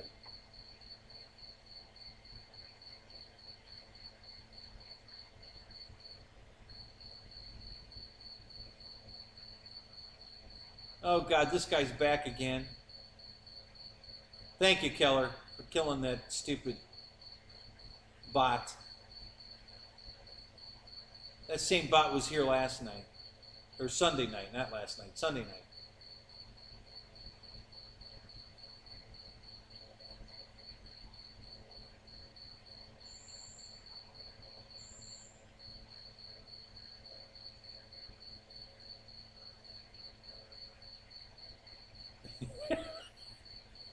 Your pitot tube's always bent.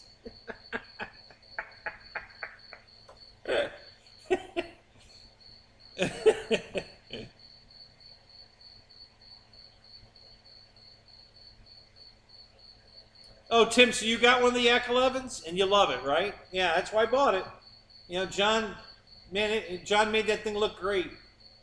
So, you know, I've been trying to buy that plane for years from Banggood. Not the paint scheme they have now, it's a different paint scheme, but it's the same plane. And it's actually made, I'm pretty sure that's the one that Taft Hobbies makes. And I could never get them to sell it. You know, it was either on sale but no shipping, or the shipping was free but no sale price. I don't know. It was a pain in the ass. I couldn't get, you know, Banggood to send me one. And then finally, HobbyKing comes out with it with new paint schemes, and so I bought it. I was probably going to buy it anyway, but when I put it on sale, I'm like, okay, I'm in now for sure.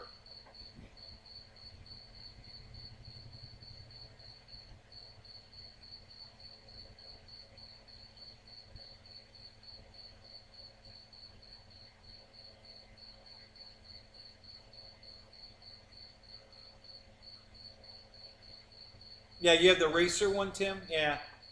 I don't know which scheme I would have liked better. The racer scheme wasn't on sale, but the military one was, so I bought the military one. I liked them both. They both look good.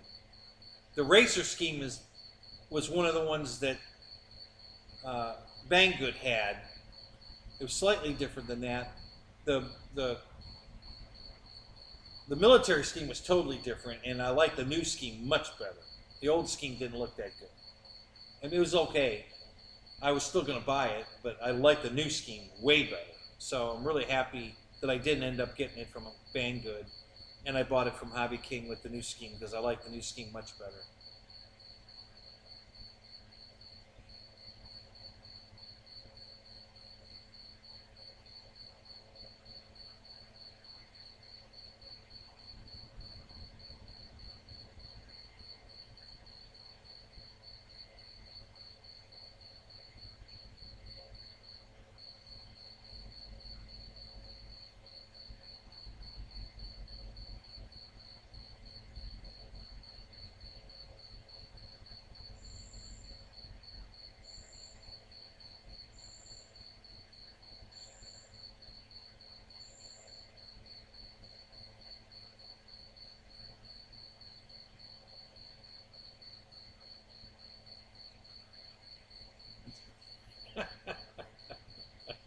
The antenna on the Spitfire is an evil thing.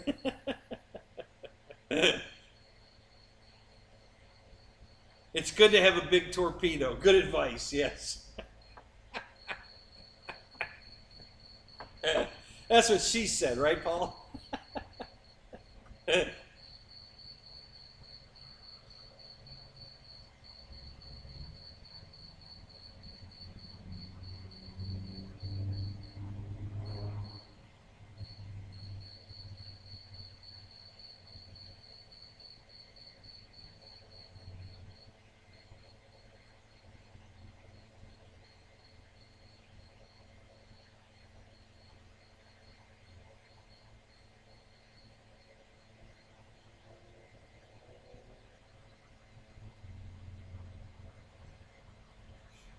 Oh, is that right? So if you change the prop on the Yak, it's faster than the racer version? Oh, that's good to know.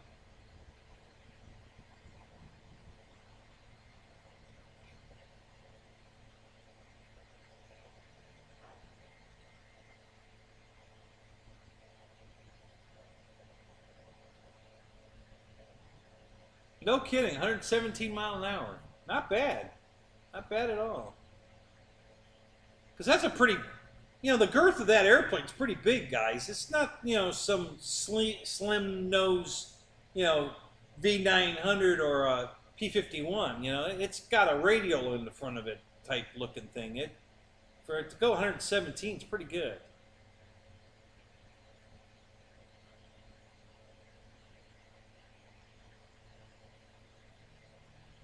You broke 2 noses on the F-16. You haven't even flown it yet.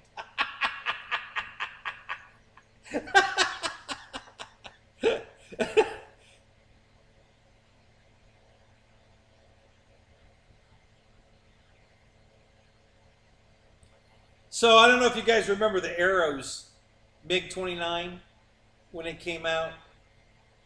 Do they still sell that plane? I'm not sure if they do or not. But everybody broke the pitot tube off of that one because the nose gear was too soft. And if you have the battery too far forward and too much nose weight in it, you come in and land and the nose gear would collapse all the way down and the pitot tube would plant itself in the ground. And it would snap off. It would take the nose cones on with a magnet. It would yank the nose cone off the plane, but at the same time, it would snap the pitot tube off the end of the foam nose cone. Everybody, Rich did it. I did it. Rich did it. Air Marshal did it. All at the same event at the Pilot Ryan. We're all snapping the nose cones off of our MiG-29s. It was hilarious.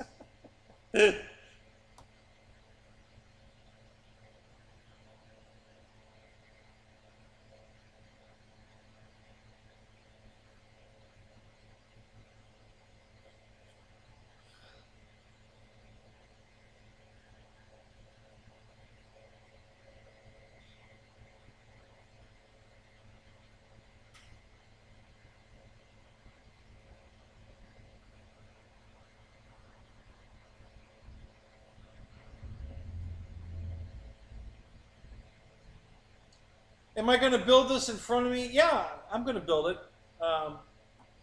Probably not live.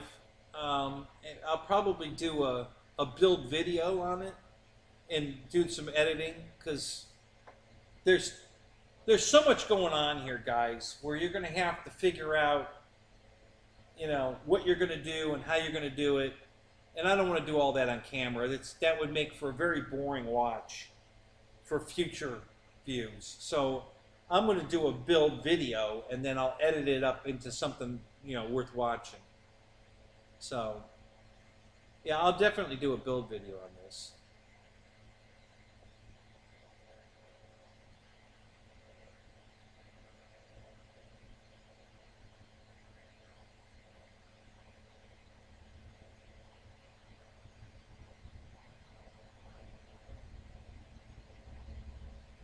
What's up, Lyndon Stewart? Good to see you, buddy.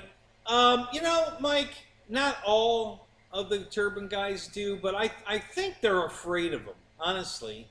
I think they're afraid that they're so damn fast. I think they're afraid of it getting out of eyesight range, like, and then they won't, you know, they'll lose sight of it. Because you're right, a lot of the turbine guys do fly slow. You know, there's a guy, there's a turbine guy that brought an EDF out to the pilot Ryan, well, to the Imperial field that I belong to, and he hit over 200 mile an hour with an EDF. It was a Bob Violet. I think it was the Bandit. Matt, is that what it was? Was it the Bandit that that guy was flying? It went that fast, or was it another one of Bob Violet's planes? I know you know those planes well. I don't know them that well.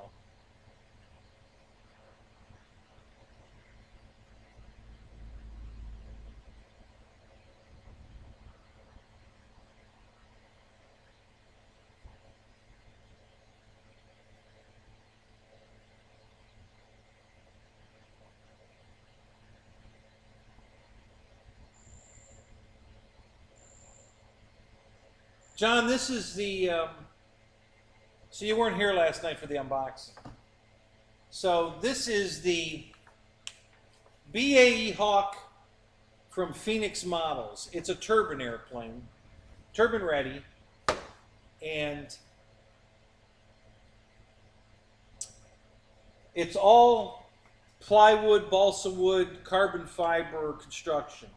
It's mostly 2 sheets of carbon fiber with wood in the middle, either balsa or plywood, sandwiched in between the carbon fiber. It's amazing how nice this thing is. You know, in a second here, I'll get the nose and I'll bring it up to the camera again like I did last night. But yeah, it's a pretty big airplane. The fuselage is it's more than 6 foot long, nose to tail. It's over 6 foot. The wingspan, well, I don't know. Hell, this is one wing. Okay, and that's my arm. It's longer than my arm, so that's 3 feet. So it's about a 6 foot wingspan, even maybe 5.5 foot wingspan. So yeah, it's a pretty big plane. Came with everything: fuel tank, landing gear controller. This is all aluminum landing gear, guys. This is brakes. It's got brakes. There's not a piece of plastic anywhere on here. This is all metal. Everything. It's all aluminum, anodized aluminum. This is one of the main gears. It's got brake. It's got a brake control for braking, which is required at almost every field. If you're flying a turbine, you have to have brakes. Just an amazing. It's sold through Tower Hobbies. It was on sale for It's normally $949, $950. It was on sale for like $800. So it was like $150 off. And then I bought the servos that were on sale as well, and they only cost me about $150. So I got the whole thing turbine ready. I mean, complete. Everything I need except the actual jet engine for less than $1,000, which is pretty damn cheap for a turbine ready airplane, because even the foam ones that HSD sells and the brand that Banana Hobby sells are $1,500 to $1,700 for a turbine-ready foam airplane. Okay, so you know I got this whole thing. These are all the servos I went with were high-tech, high torque, high speed, high torque servos from high-tech. So good servos, you know.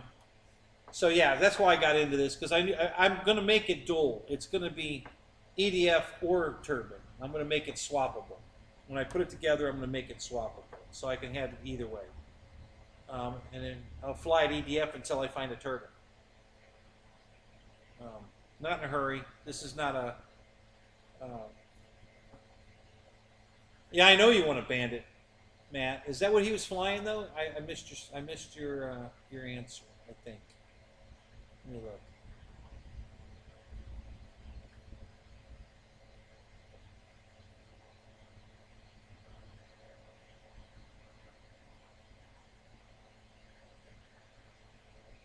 Yeah, it was the Bandit. Okay. Um, the Bandit looks a lot like an F5 to me. You know, it's very pointy. You know, it's a very sharp, pointy. Hey Jeff, what's up? Good to see you, buddy. JC, hey, what's up, Garth? How you doing, man? GBLynden in the house, gentlemen.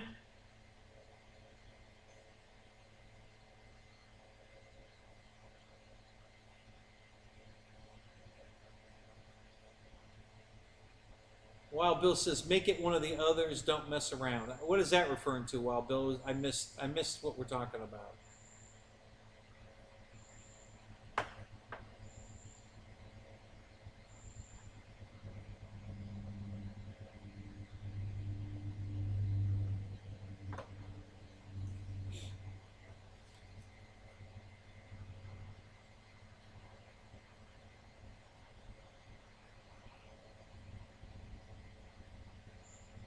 For the price of a turbine, I bought a new sewer pipe today.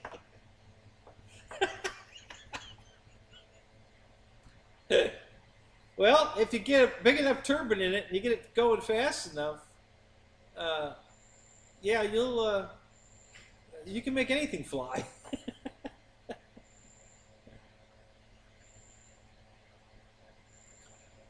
So, Wild Bill, what are you saying? You don't like my idea of making it an EDF? You know, is that what you're implying here? That I should just leave it a turbine only? Don't make it an EDF? Is that what you're trying to say?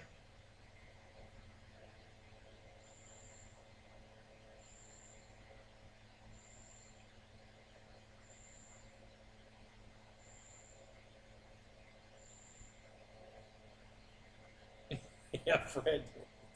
Wait, Fred. The cops are here, so just wait till the cops leave. Then.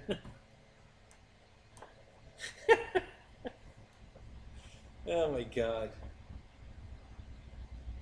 Make it 12S. Well, probably what I do, John. Yeah, it'll probably be it. You know, I'll have to, once I get it built, I'm gonna throw. Um, I'm gonna put a 6S 80 millimeter in it. I'm not gonna try to fly it. I'm just gonna do a taxi. I'm gonna see how well it behaves, because it's not a very heavy airplane. You know, I've got prop planes heavier than this thing, so you know it should fly with a something like an 80 or a 90. But I might go 12S with a 120. I mean, I'm not going to rule that out. That's absolutely a possibility. But I'll make sure it will fly before I try to fly it. You know, I'm not going to do something stupid. It's too much money here on the table. I'm not going to do something stupid. I'll do a lot of testing before I put it in the air. But I just anticipate that it's going to be sitting here for a while before I can either A, find a used turbine, or B, afford a turbine. So listen, there's a Goldwing on Marketplace right now. You know, a Goldwing motorcycle, Honda, you know, big 1500 cc Goldwing that's only $1,200. I can buy that cheaper than I can buy the turbine for this stupid model. So I might buy that. So we'll see. I've been looking at this because it's a pretty bike, and you know, if you're gonna ride, my Honda works great. My little 800 is beautiful when the girl I dating and I go for a ride, but it'd be so much nicer on the Goldwing. So yeah. So anyway, yeah. So I'm just looking.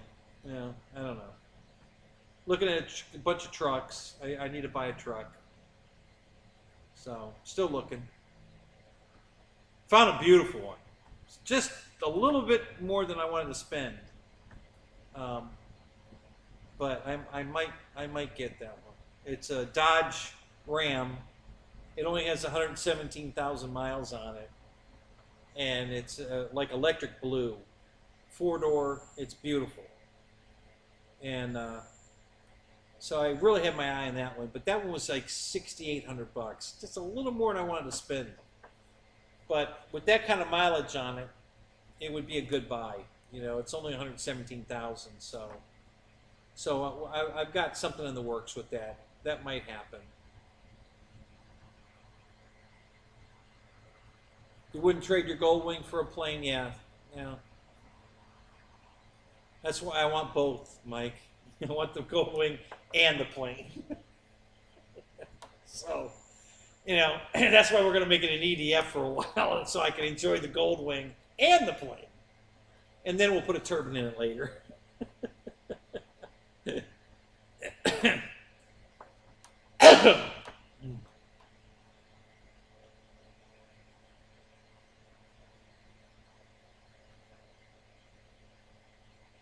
You saw Goldwing fly once, but it didn't land well.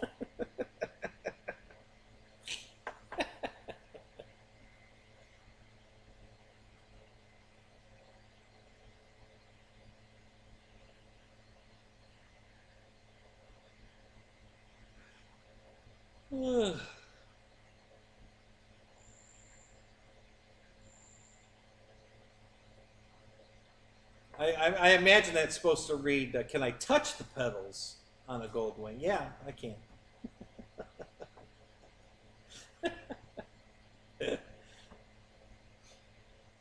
Actually, the Goldwing, the seat height is lower on the Goldwing than my 800. So I can actually flat foot the Goldwing. I can't flat foot the 800. Not super tippy-toed, but I'm on my toes. I can't put my heels down on the... Yeah, booster seat. No, you don't want a booster seat, GB. You want a lower seat. You gotta get your, so you can get your feet on the ground down a Goldwing. So yeah, booster seat's definitely not the one you want.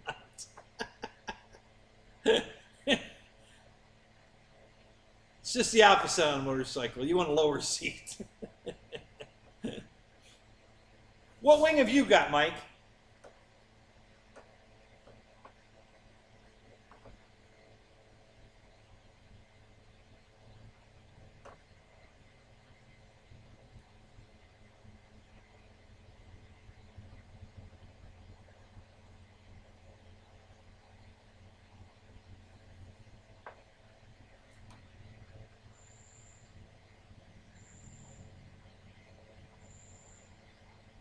The older Goldwing stripped down like a cafe or bobber.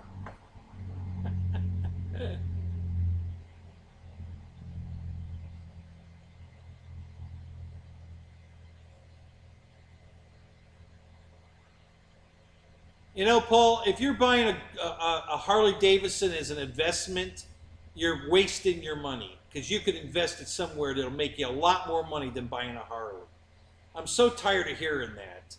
You know, oh, it's going to go up in value. You know, bullshit. Yeah, it's not going to lose value like a Jap bike, but I didn't buy it as an investment. I bought it to ride it. So I don't even want to go there with the stupid value thing. Okay? I bought it to ride it. Oh, Mike, you only have the 1200? Yeah, see, my buddy had the 1200. Now, the 1500, the seat's lower on the 1500 than the 1200. It really is. The bike sits lower. Yeah, I couldn't touch the ground on the 1200 either. You know, it was just like this one. I was tippy-toe. But on the 1500, I could put my feet flat on the ground. And this one I'm looking at, it's a 1500.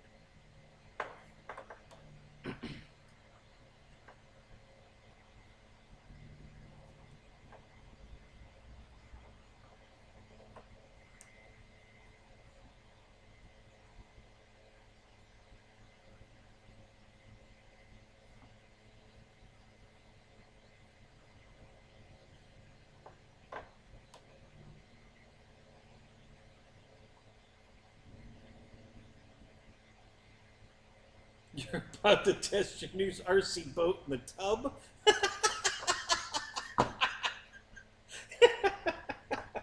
Let me know how that goes.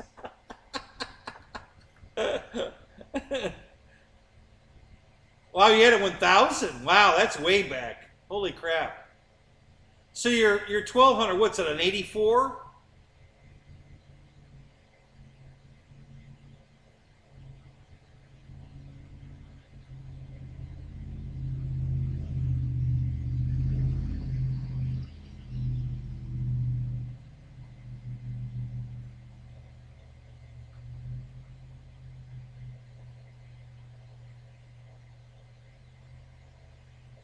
Do you still have a Trail 90, Wild Bill?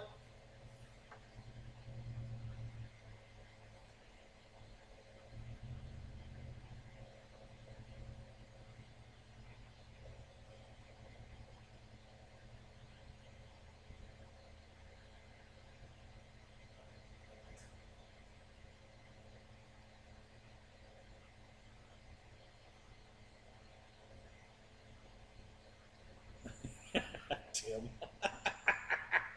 I'm betting you're by yourself.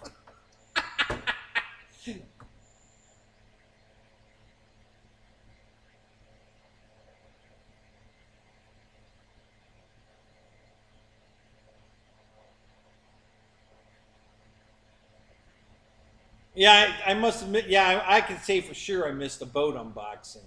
Yeah, I've never seen I've never seen you do a boat unboxing. So yeah, I can say for sure I missed it. Hey, Tug Hill, what's up?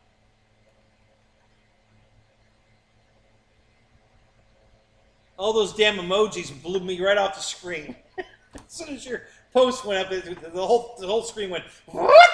I missed all that. I was like, oh, wait, I gotta go back.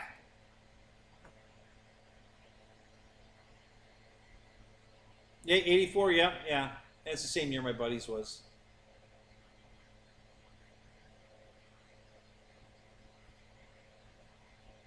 Have you ever ridden a 1500, Mike?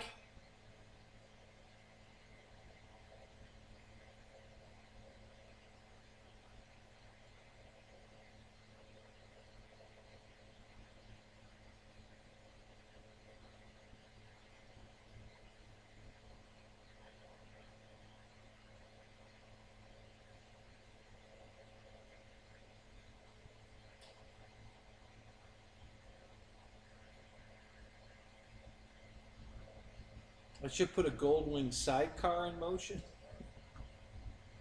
Well, it's funny you say that. My buddy with his 84 wing, we put a sidecar on it, but it was called the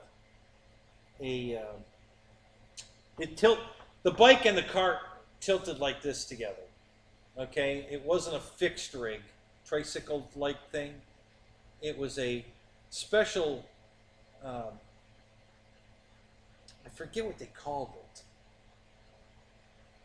But it was a sidecar that would lean with the bike. The bracket was on a slide. There was a rail that went on the side of the wing with a caster in it, and it would go up and down that slide as the bike leaned and the sidecar leaned with it. It was super cool.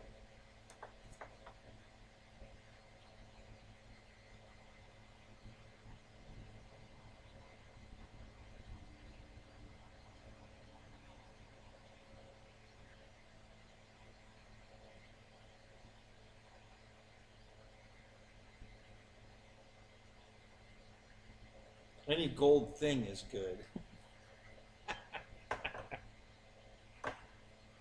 No, I was just going to tell you, Mike, if you haven't ridden a 1500, go test ride one. Go find one and take it for a test drive. You won't believe the difference. It's unbelievable. Listen, when the 1500 came out, I was working at Honda at a dealership in Georgia. Every single person that came in and test rode one bought it. We never had anybody leave, ever, that rode it and didn't buy it. Ever. Every single person that rode it bought it.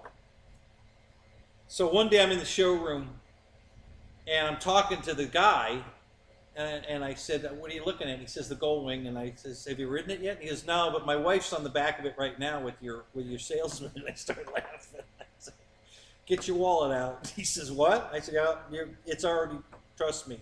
He says, really? I said, oh yeah. Yeah, there ain't no way she's not coming back saying buy that motorcycle. They got back and she got off the bike and she just looked at her husband and said, write the man a check. I looked at him and he looked at me and started laughing. He said, you were right. I said, I told you, nobody's left here yet without one. So, yeah, it's a superior. I don't even know what the new one, what's the new one, an 1800? I haven't even ridden one of those. I don't even want to. Yeah, I'm afraid if I do, it will be a bad thing.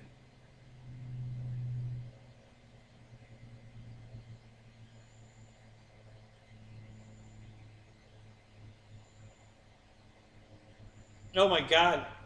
Look at all those emojis. I can't even do that with my computer. It won't let me put that many emojis in. It shuts down. I don't have enough graphic card for that. It just won't let me do it.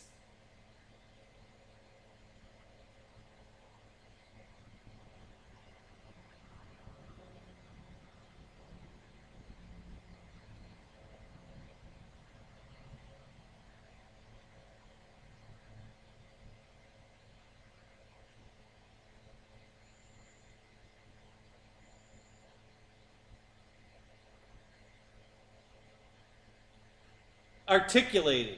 Yeah, that's what it was. That's exactly what it was called. It had a name though, like Easy Lean or something. But it's exactly right. It was called an articulated sidecar. Yep.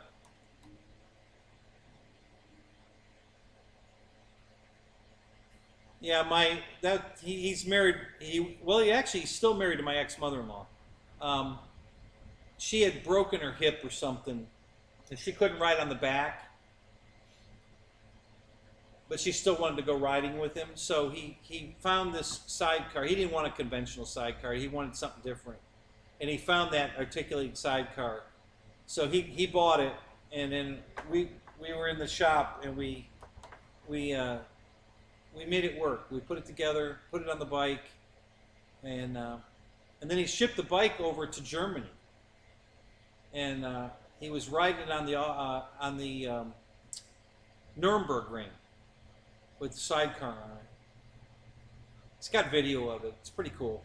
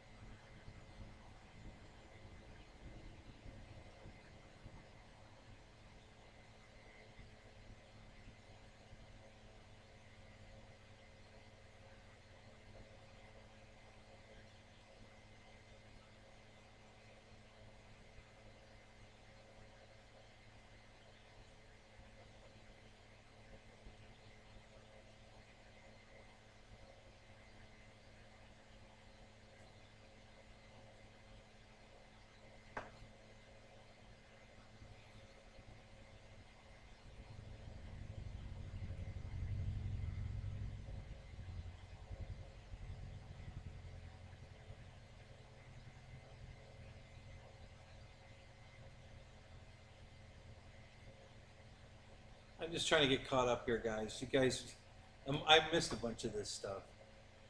I'm just reading here.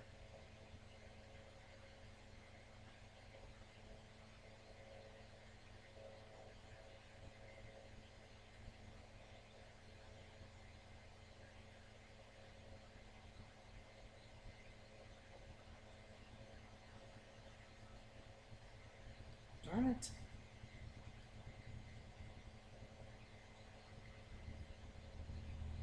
Average age of your members is 90. Oh, it is not, Michael.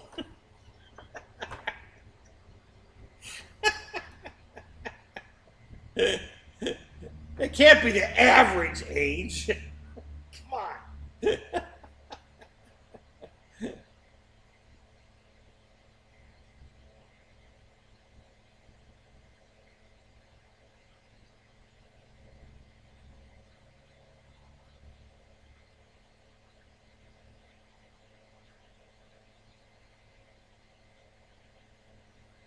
Oh, Ken Bird, did you really?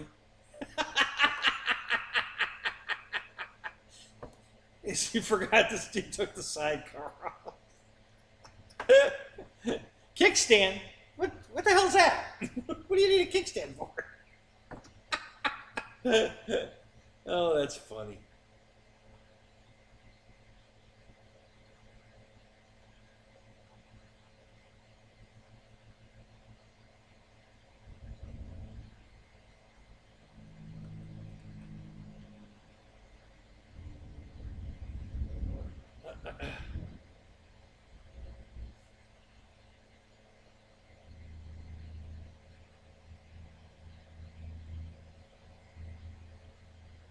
I'll tell you a bike I'd really like to get is either an ST 1300 or a FJ 1300. One's a Honda, one's a Yamaha, but they're sport touring bikes, but more on the sport side. They're leaning more towards sport bike than touring bike. They look more like a sport bike than a Goldwing. That's kind of what my Yamaha. I have a GTS 1000, and it's sport touring, but it looks more sport than touring.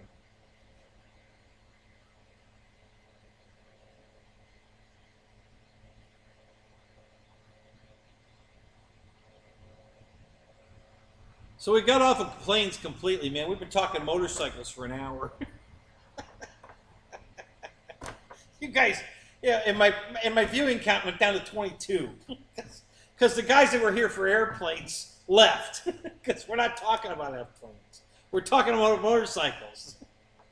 You guys are hilarious. Oh my God, you guys kill me.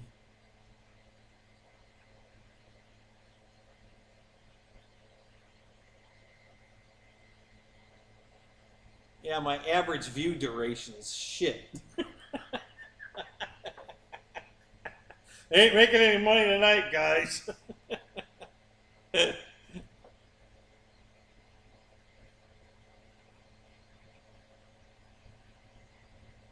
Get some young lesbians? Oh, God.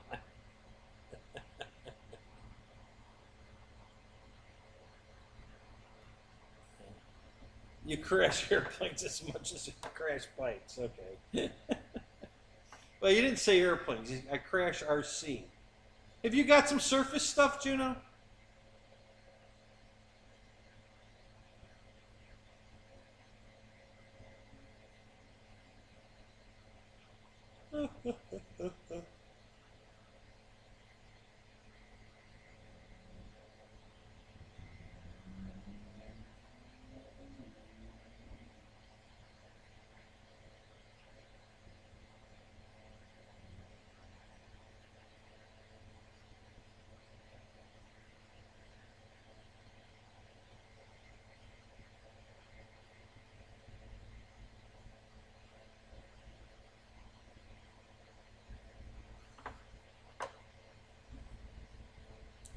I only went down once on a surface bike, on a street bike. I hit a patch of oil.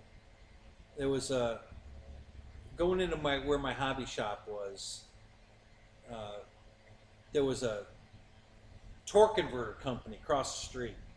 They manufactured car torque converters, and the oil slick went down the road right to their shop. So whatever truck they were working on or whatever was pouring oil out of it. So I'm coming in and I turn into the the road that my shop, the hobby shop was on, and their shop was on, and the front tire hit that oil, and down it went. I wasn't going very fast, so it didn't do a whole lot of damage. Got more road rash on my arm than anything. But that's the only time I've actually crashed on a street bike. I dropped them a couple times in a parking lot. I was on the GTS 1000 at Tippy Toe, and the parking lot was covered with pine needles.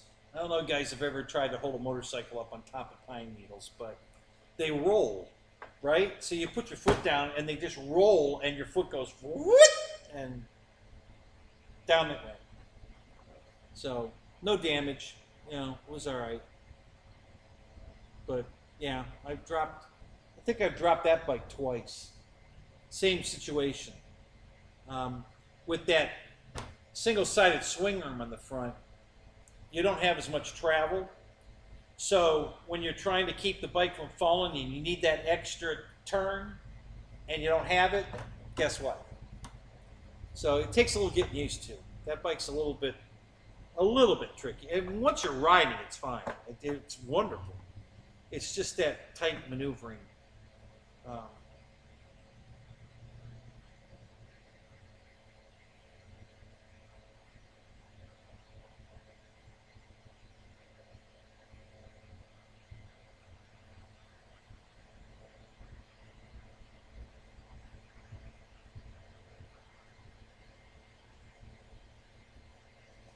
Oh yeah. Yeah, doozy in the wet, huh? Yeah.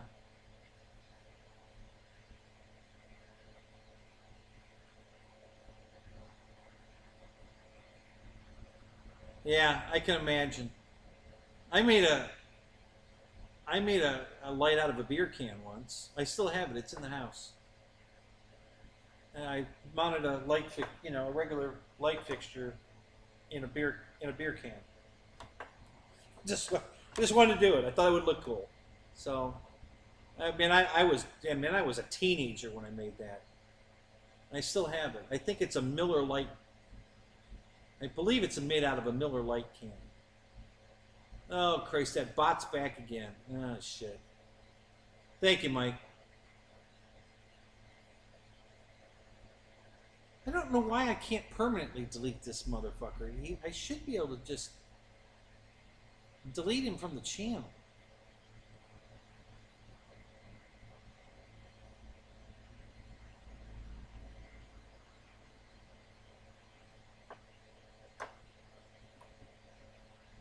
I can't seem to make him go away. I don't know why.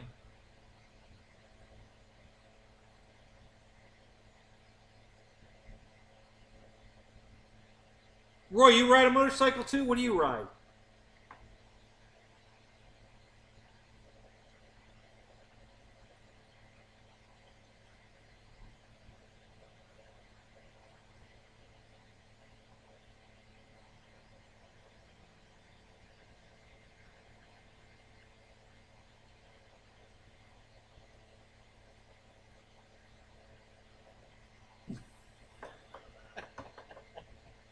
Not midget hookers, midget strippers. Get it right. It's midget strippers.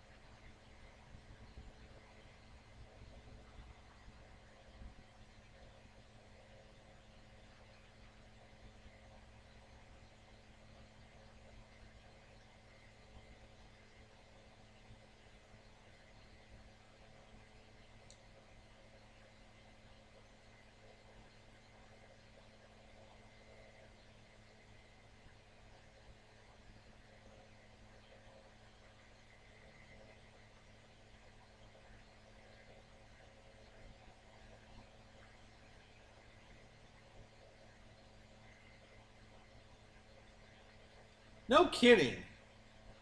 Can you? The road was covered with caterpillars? Really? I've never heard of that. That's crazy.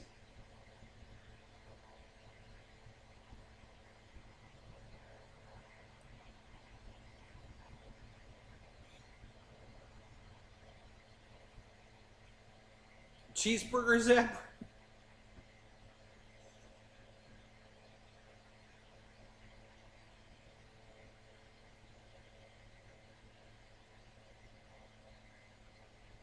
Oh yeah, I remember the GS 1100. Yeah, yeah, that was a badass bike. Fuck, that thing was fast.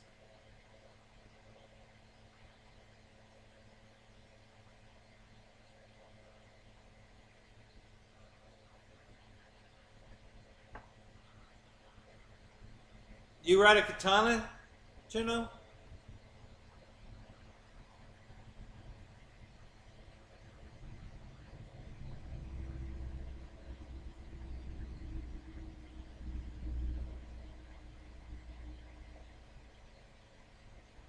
Wow, I didn't know caterpillars swarmed like that. That's crazy. It's like crabs in the ocean. You know, they move in packs. You know, so it sounds like these caterpillars do the same thing. Wow, I never heard of that before. Wow. Now, Paul, I'd love to go, but I'm not going to be able to get time off work. You know, I'm the new guy there, and there's no way they're going to give me time off. The one problem with this job, you know, in office work, whatever, when you have to take time off, you know, they can get somebody to fill your shoes because, you know, they just give them the paperwork or whatever. But when you drive a bus that has a schedule, if I don't show up for work, then all these people that ride that bus that day to go to work or wherever they're going don't get to go. Okay? Because you just can't grab a CDL driver off a shelf and put him in the bus. You know, we'd have to staff extra drivers, and nobody does that. Okay? So it's very hard to get time off when you're a CDL driver because, well, not at Disney because they do staff extra drivers, but small bus companies like ours, they don't have any extra drivers on staff. All the managers and supervisors are drivers, and they end up having to drive, which they don't like doing. And lately, we've had a bunch of people out on vacation, and we are short on drivers anyway, so supervisors have been pretty much filling in as drivers anyway. So yeah, I don't see that happening. I'll probably have to be there a year before they'll give me time off. Um, so I don't know. I was gonna try to at least get a day or two off for the Imperial. I think the Toys for Tot thing again. I think that's what Wes said it was going to be. But I don't think I'll be able to go to Birmingham. I don't. When is it?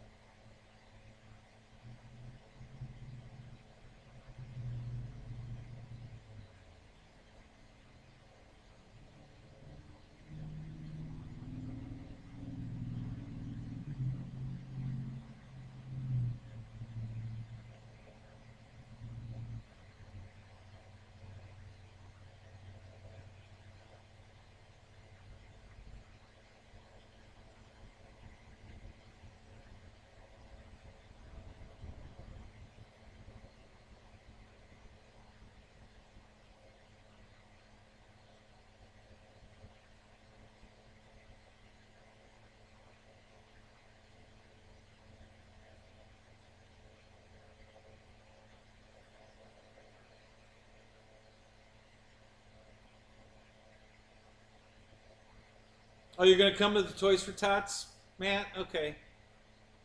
Yeah, I'm going to try to make that one.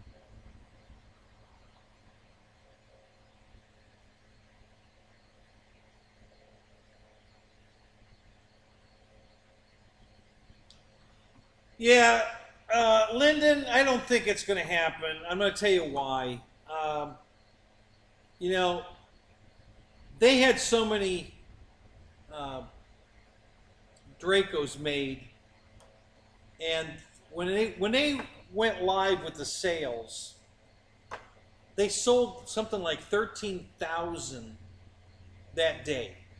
You know, and their normal, I think they said it was normally like 400 is what they would normally do, but they decided to go extra on uh, on the Draco because they figured it would be, and they were like completely off because they only like tripled. So they made like 1,200 or something, and they sold 13,000, and then all the sales got canceled. Um, Between the bad press it got because everybody was breaking the landing gear and all that bullshit, and the way they marketed it, they completely fucked that whole thing up, and that's why you can buy a Draco now for $400. You know, they got them on sale all the time. The last one they did was a $200 battery pack, free. Buy the Draco, $200 battery. You know, because they can't give them away. They marketed it so bad and they lost so much money on that deal. I don't think they're going to try it again. I don't know. We'll see. But I don't think they're going to do it again. Jason Merkel said they're not going to do it again, but, you know, he could be just blowing smoke up our ass, you know, to protect the release, you know, keep everybody guessing. But their whole Draco thing was a disaster. And it's a shame. It's a beautiful airplane. It flies wonderful, but it flies the way it flies. It's not a real Draco. It's not going to fly like the real one. But it flies good. It's a nice, and it's a beautiful airplane. I love mine. But, yeah, the way they marketed it was just a disaster. Yeah, I love mine too. Love it. But the whole pre-sale bullshit, and then they couldn't give you one, and then they limit everybody that bought, you know, 4 or 5. You can only get one, and so everybody just canceled their orders, including me. And you know, so now they ordered all those extra ones to fill the orders, and everybody canceled their orders. So now they're stuck with a warehouse full of Dracos still, and they're constantly running them on sale, trying to sell them because they can't give them away. So the last sale they had was that the free battery was a 6,000 smart pack, $180 battery. They were free battery with a Draco, and I can't wait to see what they're going to do next. They'll probably put it on sale and give you a free battery. Just trying to get rid of them. So, you know, they'd have done great if they had done it right, anticipated it right, sold it, marketed it right, and had enough to fill those 13,000 orders. They had made a killing. And it didn't happen, and I don't think they're going to try it again. You know, I think they lost their ass on that deal. So I don't anticipate a scrapping. Seriously doubt it.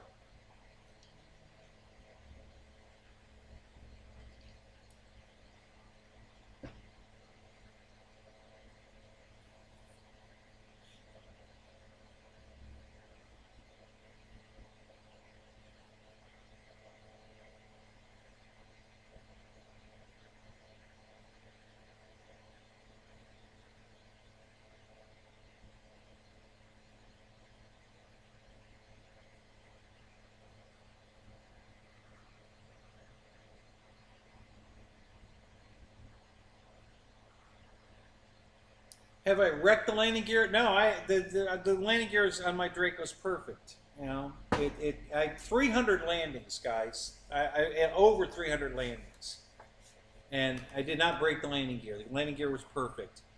The brass hub that goes through the carbon fiber that the wheel bolts to came loose on mine. Didn't damage anything. But I had a wheel that was, you know, cocked over, and so I took it apart to see what was wrong with it, you know, and it was nothing. It just came loose.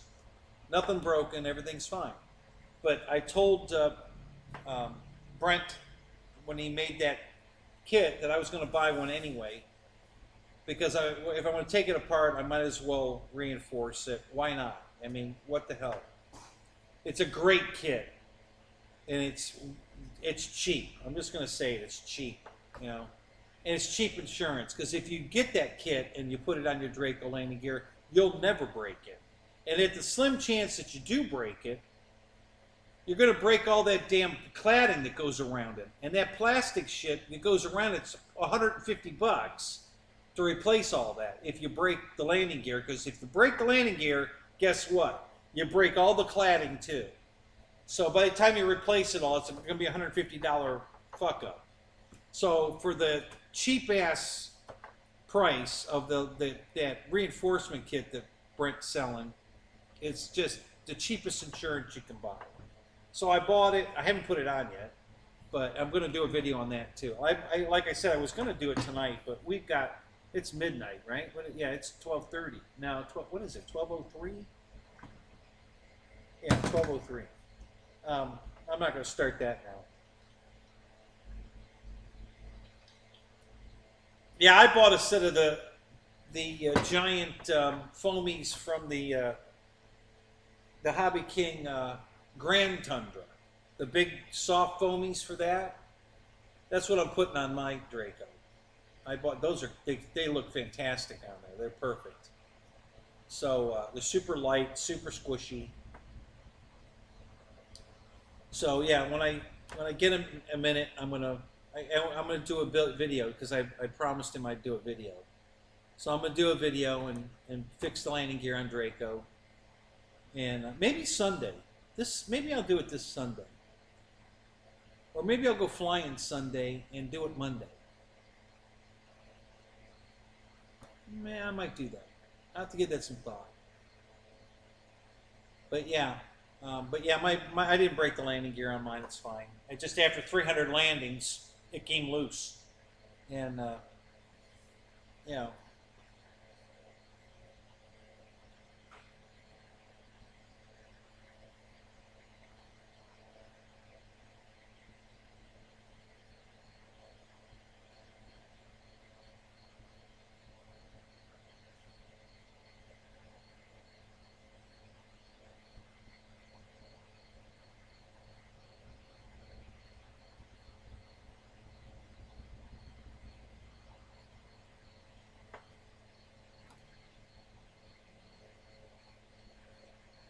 So, Fred, you had a brand new GS 1100?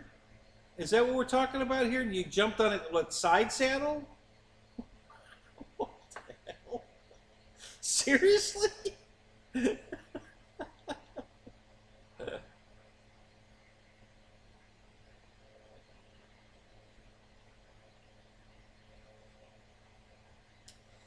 Juno, that's exactly why I bought the reinforcing landing gear thing, because I didn't want to break all that cladding. I've been down that road once.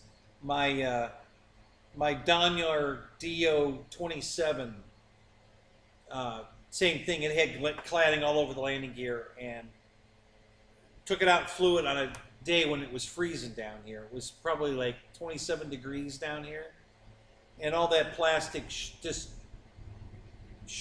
it just shattered like glass. You know, I landed.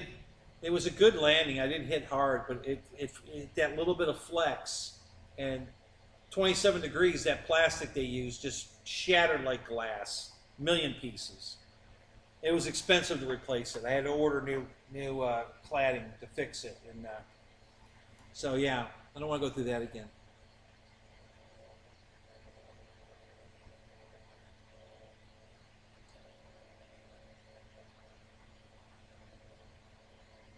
You assembled them in a shop right out of the Army? You mean after you got out of the Army, you were assembling motorcycles, or while you were in the Army, you were assembling motorcycles?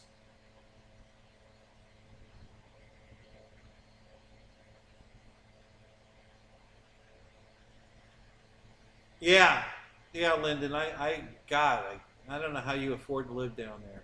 I really don't. That's just nuts. Come on up to Florida, man. The weather's almost exactly the same, and you can get a Draco here for $400 now. Well, before they did the free battery thing, they were $429. You could get a Draco. So, yeah, it's expensive plastic. It really is. It's like Brent said. He priced to replace all the cladding on the landing gear was $150 on Draco. So, at the slim chance that I would screw up and break it, by adding his kit will guarantee I won't. So that's why I'm doing it. The kit was, I'm going to say it was less than $50. I'm not going to tell you how much it was because the price varies, but it's less than $50. I'm not going to say it's a lot less than 50. You didn't hear me say that, but it's cheap. So I highly recommend getting it. It's well worth it. So Fred, you worked at a motorcycle shop.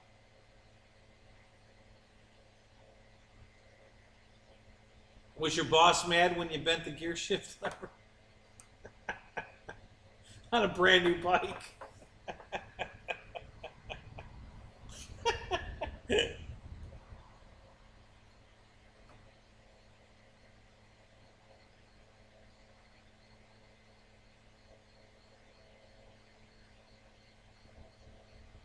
Stole boring? Well, yeah, that's the problem, Mike. You don't want to fly the model Draco as a stole airplane. Just go out and have fun with it.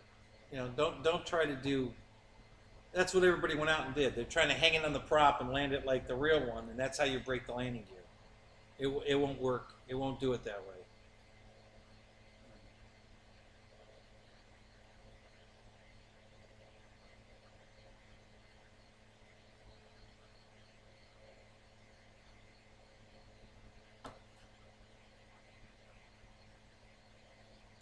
Oh, I hate this guy.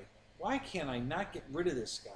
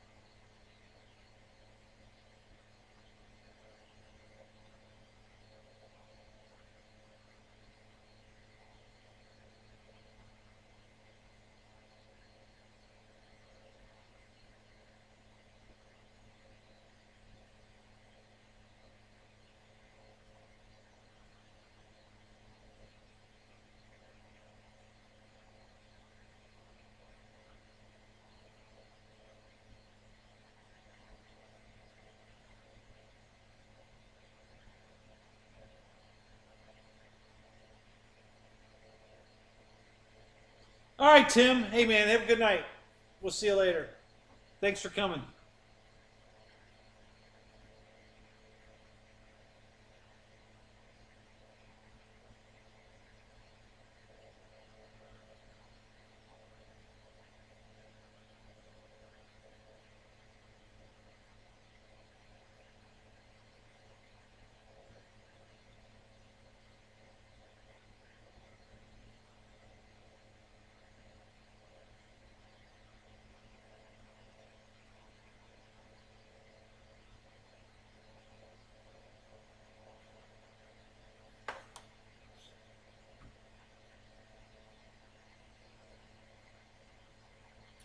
You just got over the Chinese flu, Alan. Really?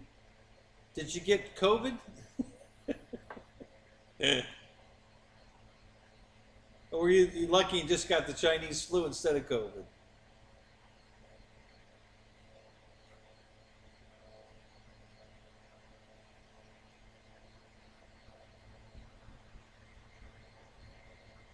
Yeah, hell, Roy even hit the damn sprinkler system out there with his Draco, and it survived fine.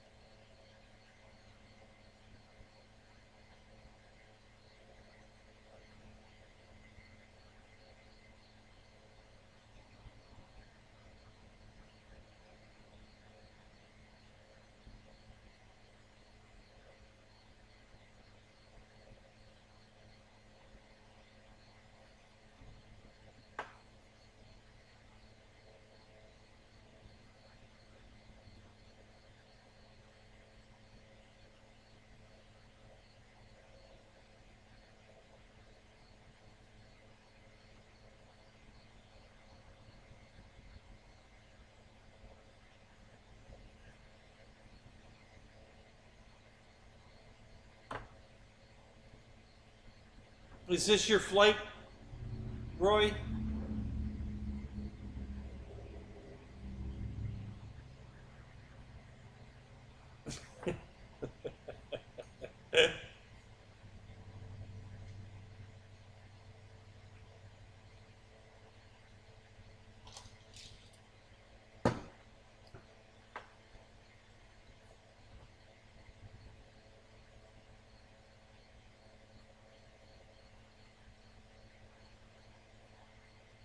No, no, I haven't worked on that at all, Ken. I've got so many pokers in the fire right now. I just haven't had time. I left it in the house though. It's not out here. I didn't want it to get. I figured the humidity out here would probably ruin it, so I left it in the house. That's more about the only thing left in the house, is airplane wise, is that plane. Yeah, that's my B-25. A Walmart hand throw glider, foam glider. I'm converting to RC, and it's just in there because I was too lazy to bring it out here. And my flight test.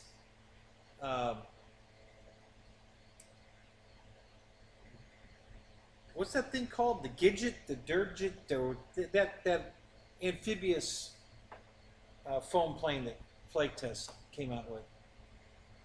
I took it in the house because I wanted to get it acclimated temperature-wise to the paint so I could clear coat it, and then I never got around to clear coating it. And now I don't know if I'm gonna or not. I don't know if I'm gonna bother. And then the fuselage for the AL-27, or the L-37. The wings are right here. Yeah, they're right there. But I never brought the fuselage out here. It's still behind the bedroom door. And that's all that's left in the house as far as airplanes. I left it behind the bedroom door because it's safe there. It's not going to get damaged there. I won't trip over it and break it like I did to that. So,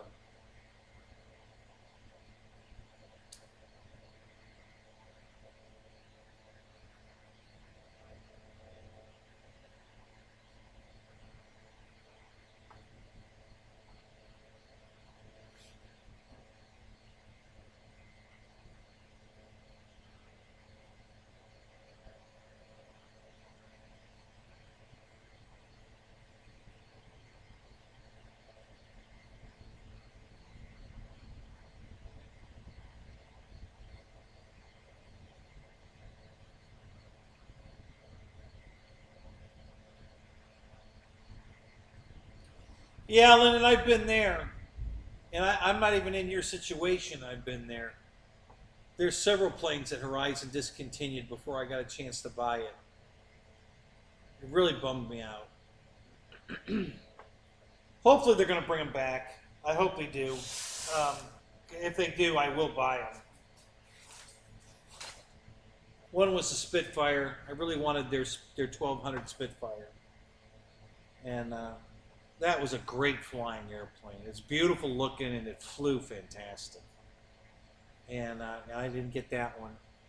I wanted their AT-6 Texan. I didn't get that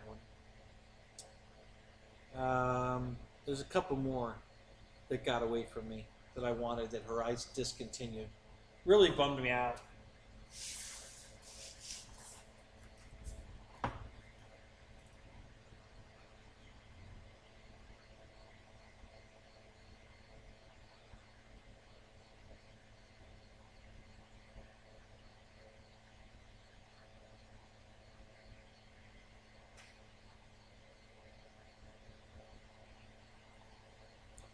Organize my playroom, Ken? Is that what you're talking about?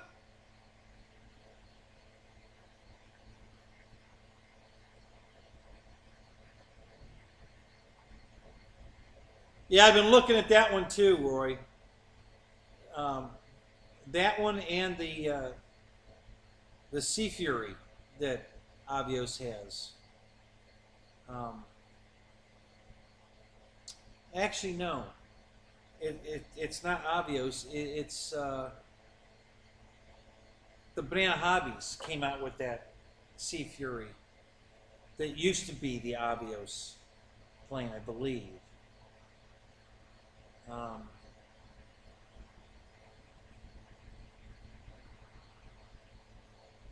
Yeah, HobbyKing, that's one plane that HobbyKing's overpriced. That Spitfire is way too expensive.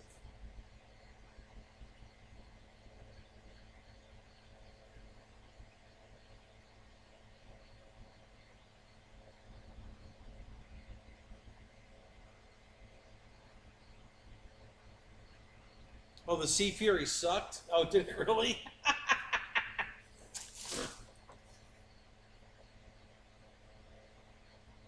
You want a Carbon Z GB Racer. Really?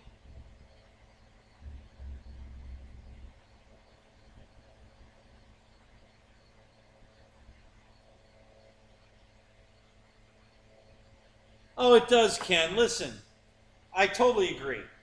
And no offense. But this was the hurry up and get it all out in the garage so my ex-wife, trying to make her happy.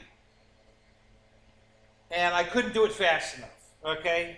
Even just throwing it out here the way I did, just to get it out here, wasn't fast enough for her. So she left anyway.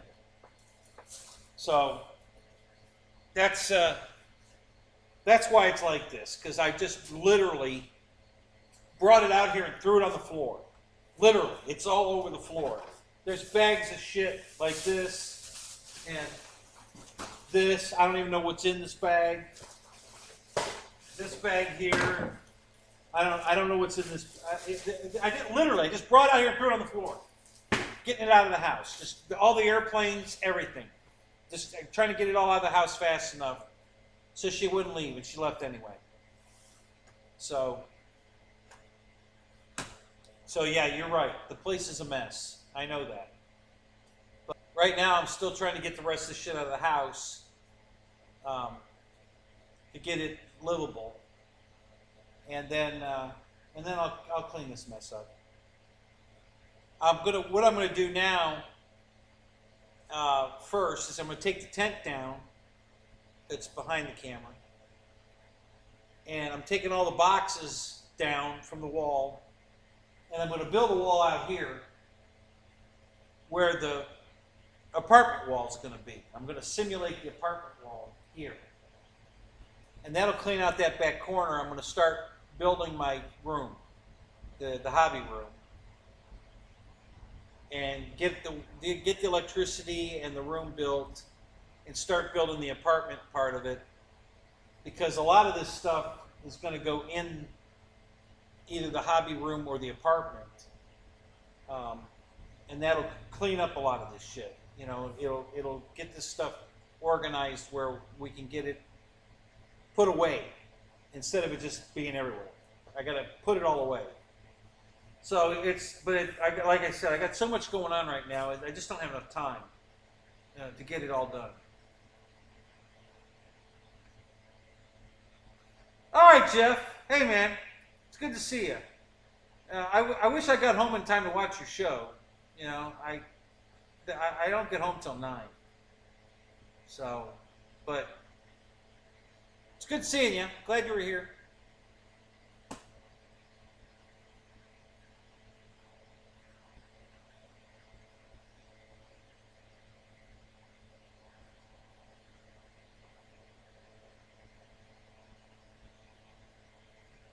Did you buy a riffraff, Roy? Or did you, for the 99 bucks?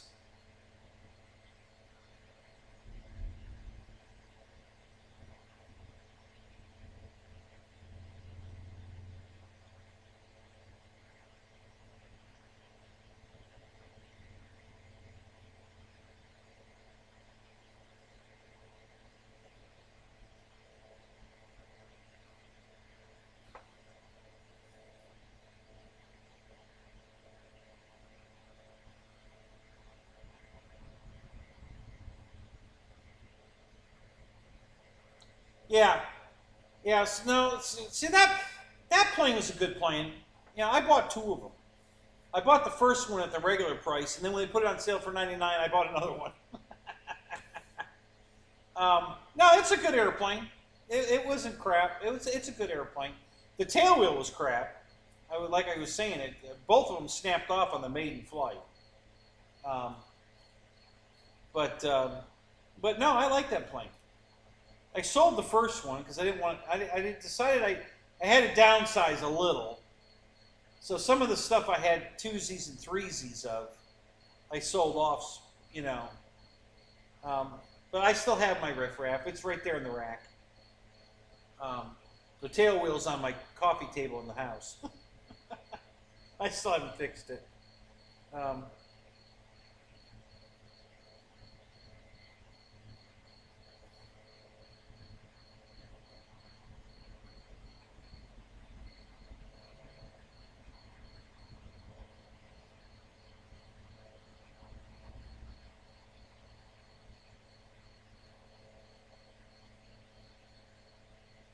Yeah, the tail wheels sucked for sure. But yeah, no, I like my riffraff. You know, it's a beautiful airplane. There was some quality issues. The first one, the landing gear doors, the screws were stripped, so I actually took a black, you know, because the doors were black on the bottom of the plane, so I took a black tie wrap and I drilled 2 holes in the door, and I ran a black tie wrap around the landing gear through the door, so it was hardly noticeable that the wrap was holding the door on, and it worked pretty good. Now the second one, the door is fine. The screws aren't stripped. It's on nice and straight, and you know, yeah, I like that airplane. So, but I wanted one in the military scheme also. I wanted the military scheme Sea Fury. And I never was able to get the one that I think HobbyKing was selling it too, as a matter of fact. They had it both ways. The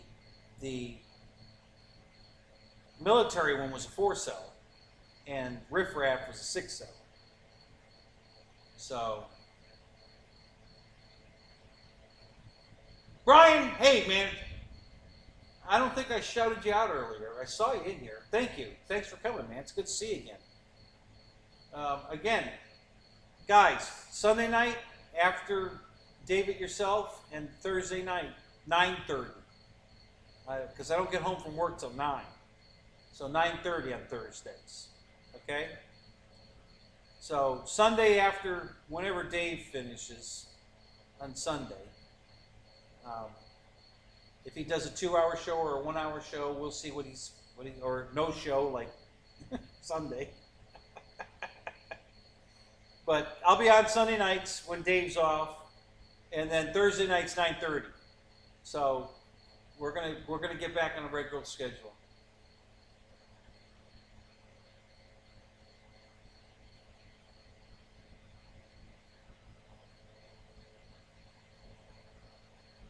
I want to look at something here.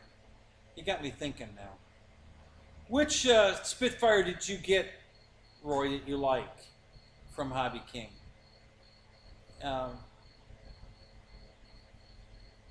Because there's two different ones, right? I know there's two different color schemes, but there are also two different Spitfires, aren't they? Like one's a 8 and the other one's a 10, or I don't know, or 26. They did so many damn versions of a Spitfire, but I think the one has that belly, the nose scoop underneath, like the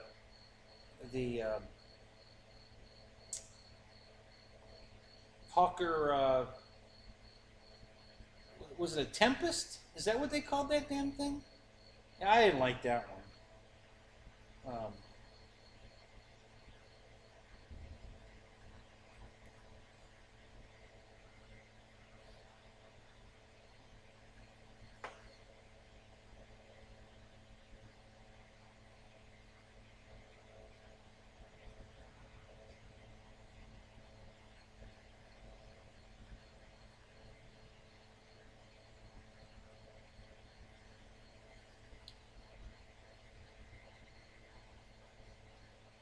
Uh-oh.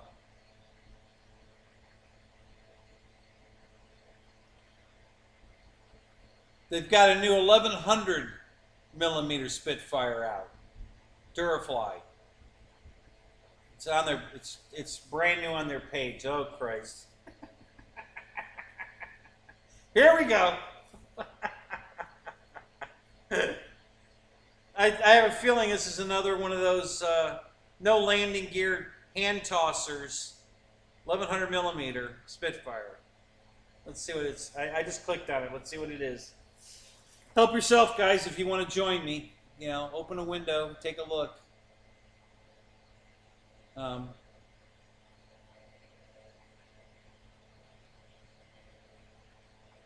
HobbyKing's page.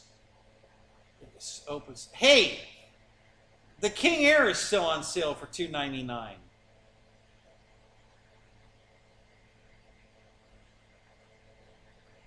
Wow.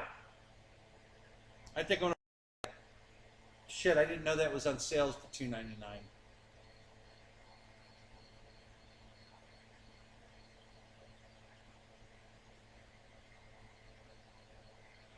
I might have to buy that. Shit.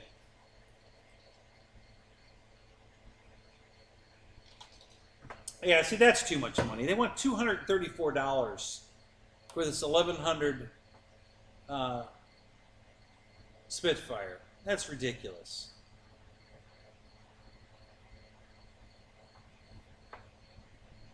I don't think this thing has lights, flaps, or even landing gear. $234? That's nuts. They're selling the Mustang, the Gray Ghost, for 150 bucks. Why is this $230? That doesn't make any sense at all. That's just crazy.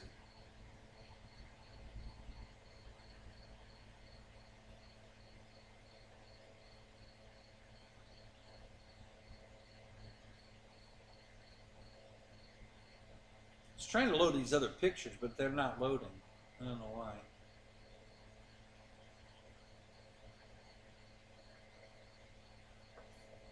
Well, I'll leave it there for we'll see what happens. Let me get back to my chat.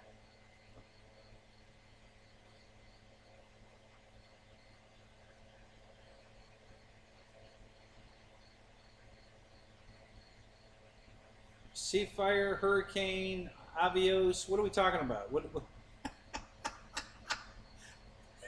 Holy crap, this thing went crazy. What the hell are you guys talking about?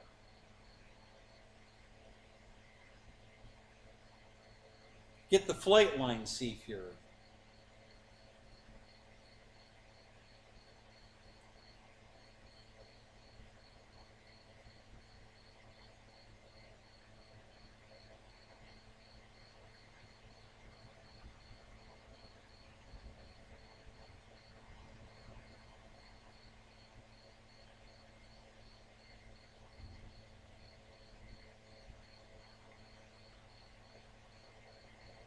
Tub time went great. Your RC boat, the tub went great, huh? That's good.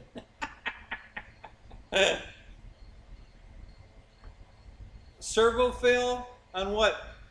What are you talking about, Mike? What servo failed?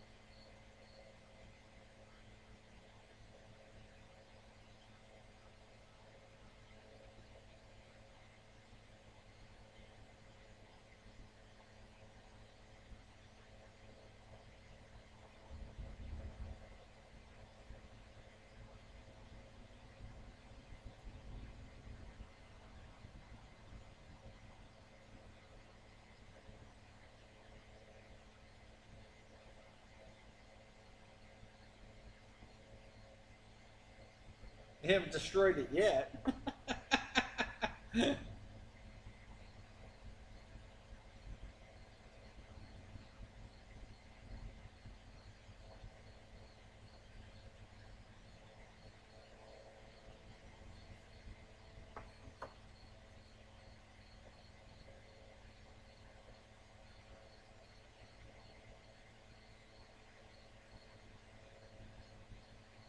Oh, GB, I did not know what you named your daughter. Jody.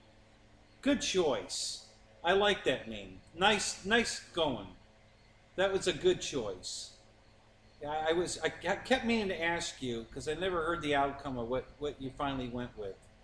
But Jody's a great name. Good job, man. That was perfect.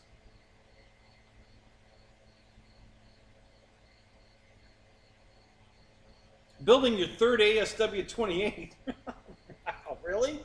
3 of them? Maybe this one won't fly. Well, stop falling asleep while you're flying it, like I do, and it won't fly away. A UMX GB racer. Now,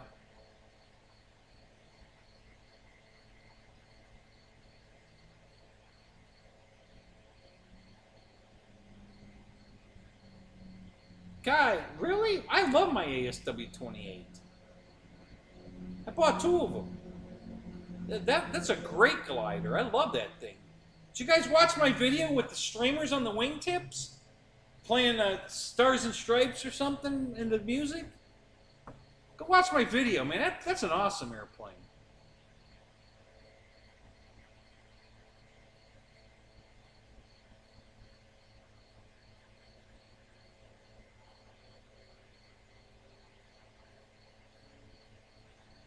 You named her? Yeah? Good job, buddy. I love that name. That's a great name.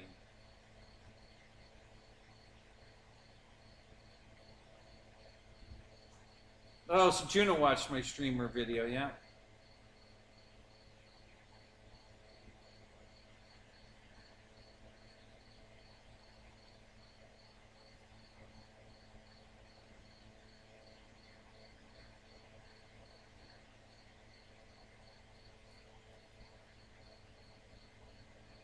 So are you a Jodie Foster fan? Is that where you got the idea,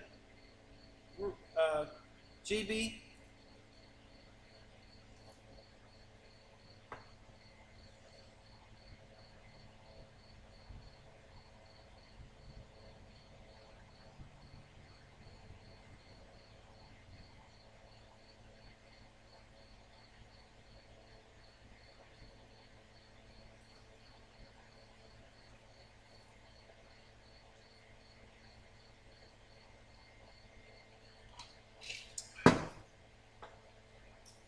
The original one's laying right over there, the ASW28. The new one in the box is laying over here.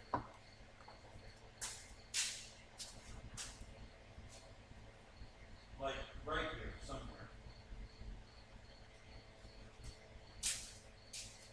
There's so much shit on the floor. Is that it? God, I hope not. It's too much shit in the box.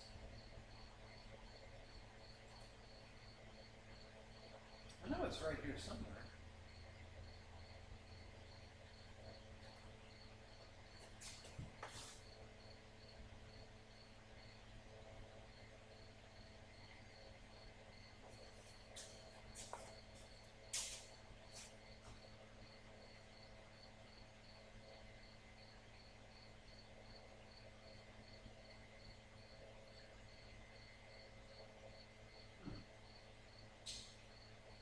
Well, I don't see it at the moment, but I know it's right here somewhere.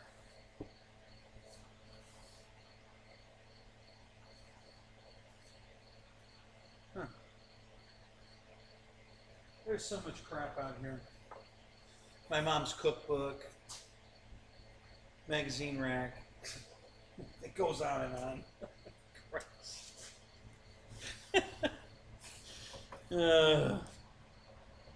I love sluts. Oh, there you go. All right.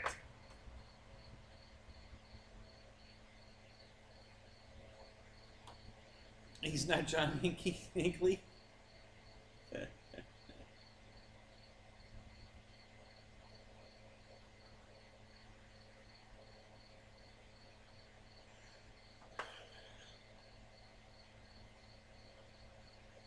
Your daughter didn't have a name for 3 months? Really? What did you just call her? Hey, you?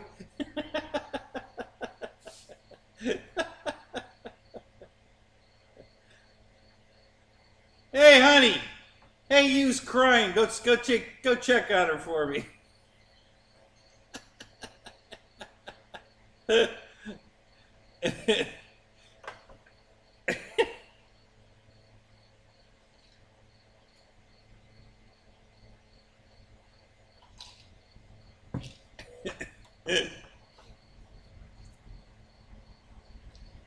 Did you change Hey You's diaper yet?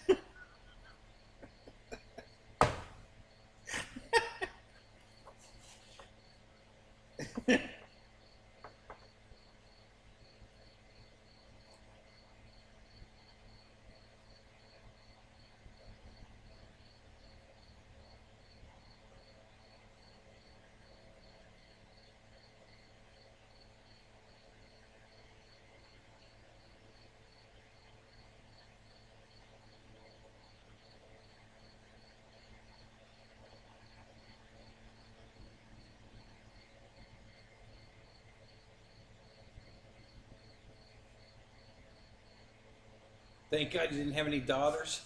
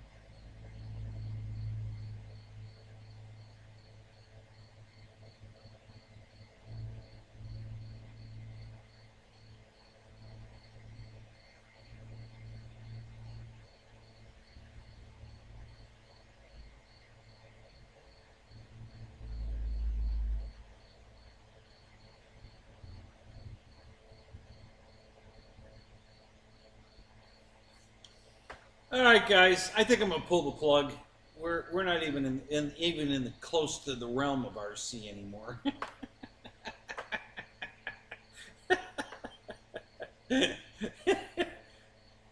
Which isn't necessarily a bad thing. I don't care. I'm just we're down to like 11, 9 people, 11 people, fluctuating. So, any last? I'll update you as soon as I know about the plane, the Yak. So far, so good. Looks like they're going to take care of it. So if they do, I can guarantee if they take care of it that the King Air will be on the way. Because as soon as I get confirmation that they're sending me another Yak, I'll buy the King Air. Because at $299, I want that airplane. You know, that's just a badass looking airplane. I like it. So.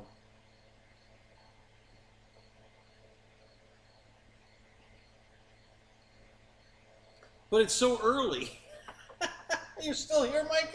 I haven't seen you in a while. I didn't know if you were still here. Hey, what have you been flying lately? What did you buy? You got anything cool you want to share? I never see you in Zoom anymore, so we don't. I don't get updated. What are you flying? What are you doing?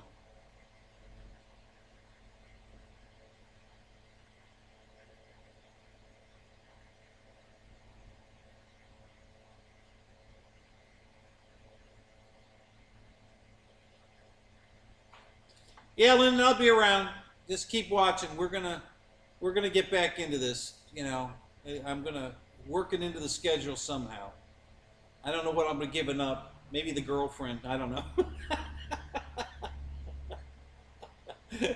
But we're gonna be back here for sure. Sundays and Thursdays.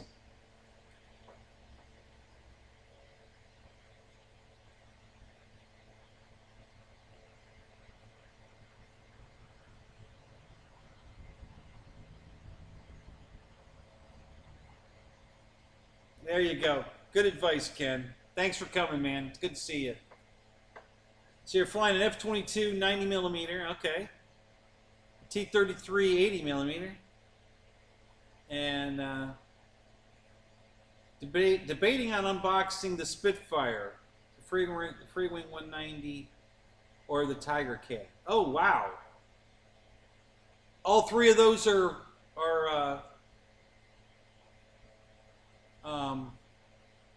free wing planes.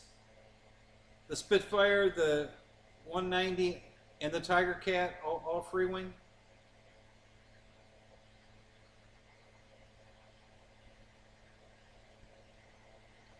Oh, Air Marshal's around, Lyndon. He's actually done a couple of shows, actually, and then yeah, he's moving. I don't know if you heard. He's moving out of Georgia, I think, to Tennessee, or I forget. I think it's Tennessee. But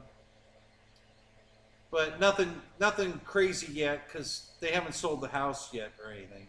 I'm not even sure it's on the market yet. He's working a lot, so he's been on RC because he's working a lot, just like me. You know, my job's killing me. It's really killing my fun time for sure.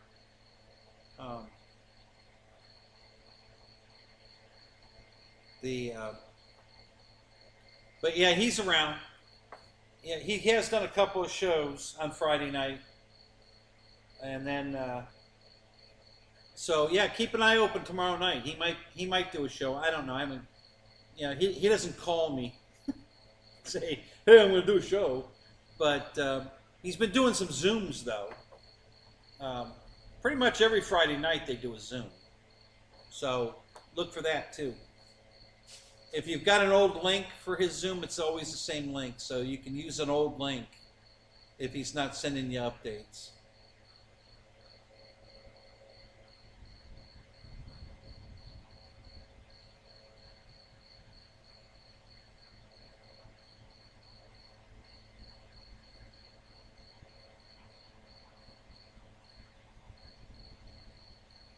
Okay, so I'm not sure what the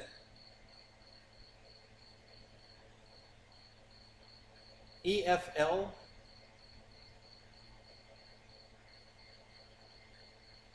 The free wing Spitfire I want to get. That's the only thing from Motion I'm even remotely interested in, and that I want to get that one. The 190. Oh, E-Flight. FW190. I got you. The 1500. Yeah. Well, they had it on sale too. I almost pulled the trigger on that. Almost. But the Tiger Cat dude is awesome. Yeah, that FMS Tiger Cat is absolutely awesome. Make sure you get the battery back in it though. Don't put it up front. You know, when it's sitting on the ground, the nose gear should be fully extended or just at the fully extended, just sitting there. So if it's compressing, you've got the battery too far forward. Back the battery up. Back it up until it's not compressing. Now, I don't want it hard on the stop up. It should be resting at the top of the run up. You know, just resting right there. And if you get the battery back to where it's resting like that, when you're coming into land and you flare, it's going to flare beautiful. If you get the battery too far forward and you get it too slow, you lose elevator authority and it won't flare right. You won't get that nice flare. So make sure you keep that battery back. You know, if you've got it balancing on that nose gear where it's just at the top of the extension, you know, just maybe just barely compressing, that's perfect. That's where you want the battery. And that plane flies fantastic. I love that airplane. Absolutely love flying that airplane. So I couldn't tell you about the Spitfire. I want it, but I haven't flown it. Everybody swears it flies fantastic. So, and the 190, well, they had it on sale and I almost bought it because at the regular price it's too expensive. I wouldn't pay that for it. But the sale price, I was this close to pulling the trigger on. So, oh God, it's back again.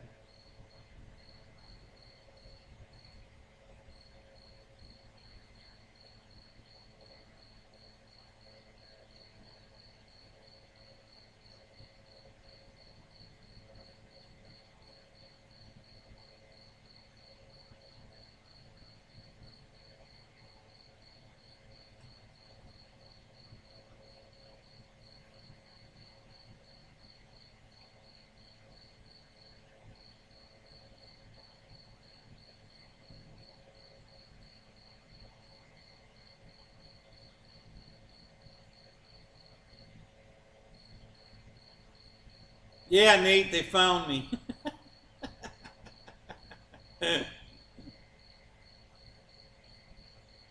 You're going to love chat? Okay.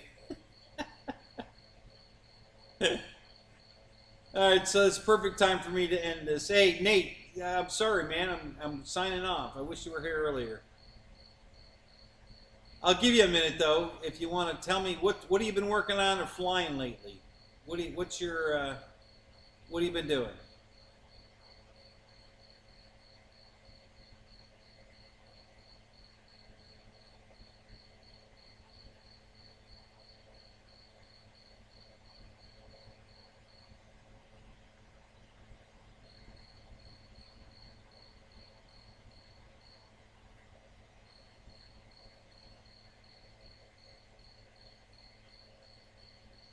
Taking the kids whale watching? No shit. Really?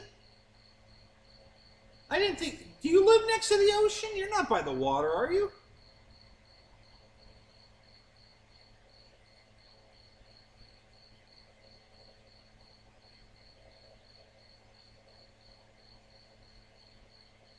Nothing new?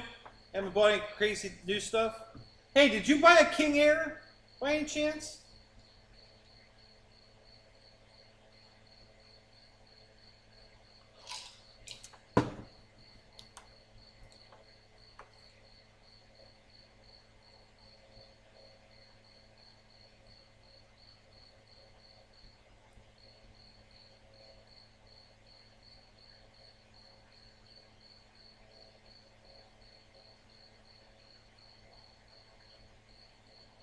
No shit.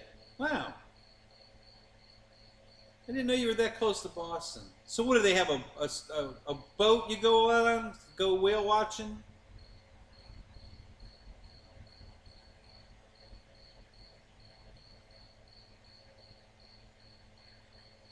Oh, you got an RV-8? Good for you, buddy. Yep, I love that airplane. I absolutely love that airplane. I hope you got the night version.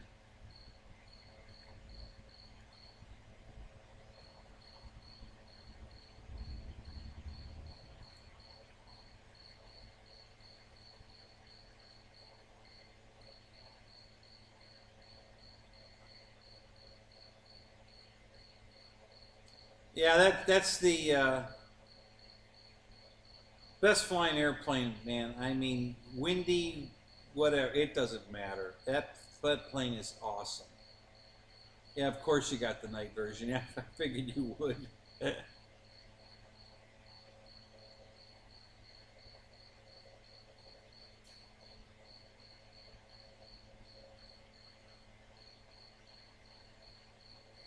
Well, that would be really cool. Are you going to do some video of that?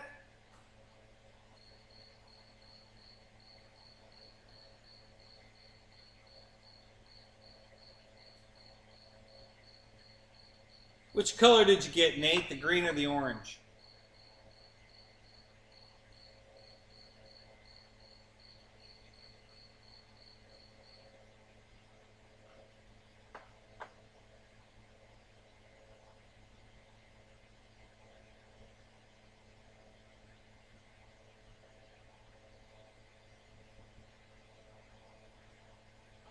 Yeah, that was my choice too. I like the orange one. The green one looks great in pictures, but in person, the green's just, it's just off. It's got that kind of that olive drab. It's leaning kind of olive drabish, and yeah, in person I didn't like the green. I wanted the green at first because I saw it, on the website. It looked more lime, green, but in person it's got that olive drab look to it, so I went with the orange. I like the orange much better, especially at night. God, the orange is beautiful at night.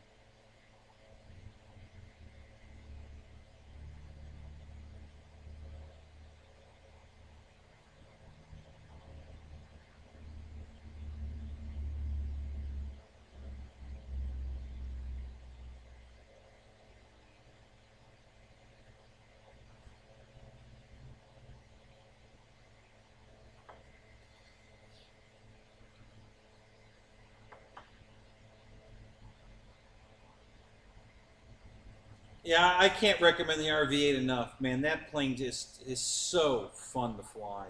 It's just so stable. It's just elegant in the air. It's just awesome. It'll do anything you want it to do. I just love that airplane.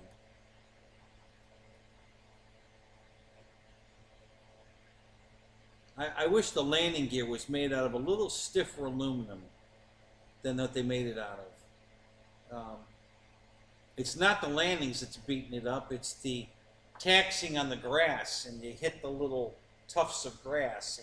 It gets the plane oscillating, and then as it's oscillating like that across the grass, the landing gear does this, and I mean, it usually takes a month before I have to tweak it back down again, but it's just aggravating that I have to keep tweaking it at all. I shouldn't have to do that.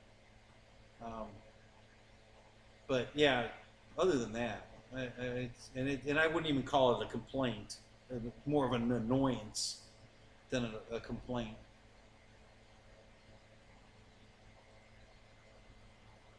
Yeah, it really is, Nate. I love that airplane. Yeah, $299 for the King Air. It's on sale. I'm gonna get it. As long as they fix my Yak 11, I'm gonna get it. Yeah, I'm gonna order it. I gotta have that plane. I just love the look of it. It's a nice civilian twin, retracts, lights. Yeah, it's for $299. Yeah, that's a no-brainer. So, yeah, I'm gonna order that.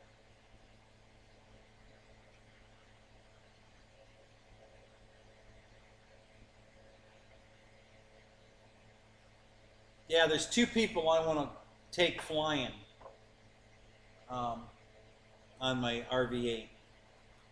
Jeff Customs.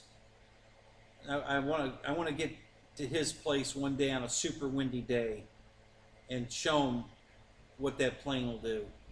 And the other one's Keith Christie, because he keeps pulling the auras out of all of his planes, and I want to show him just how good a plane flies with an aura in it. So.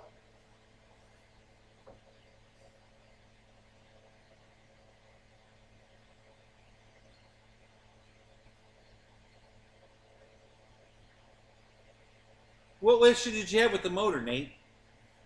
Did it burn up or something, or were just making noise?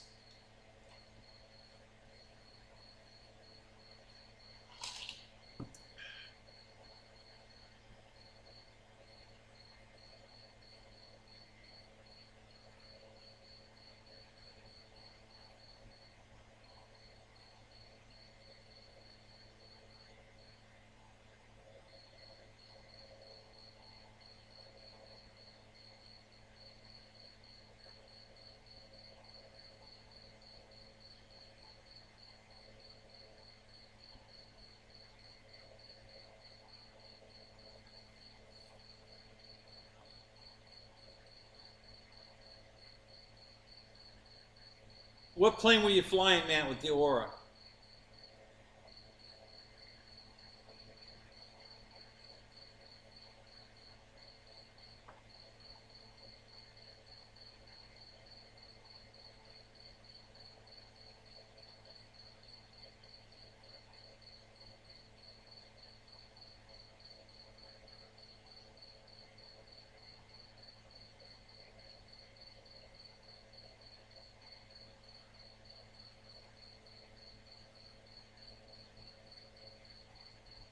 Well, that was good of them. Great to hear that. Matt, they kind of gave him a little trouble with that but they did replace it, but it wasn't a no questions asked kind of thing. they had more than one question for sure.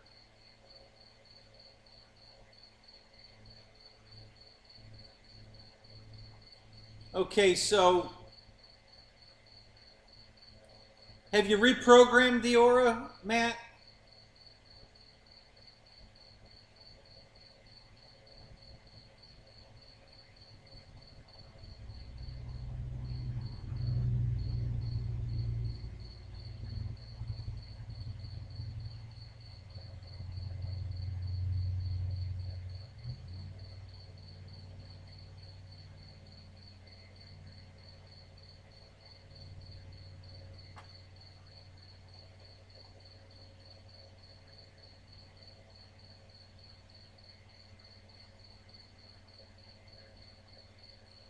Yeah, I understand that one. If they wanted to prove that you ordered it, you know.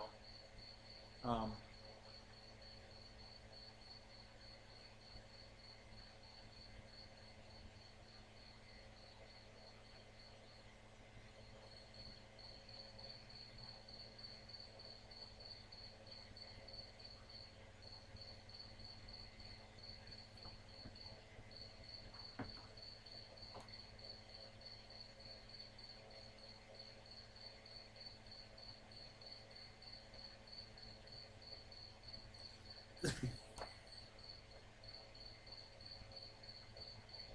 it's not laggy, it's just gyro makes it too perfect.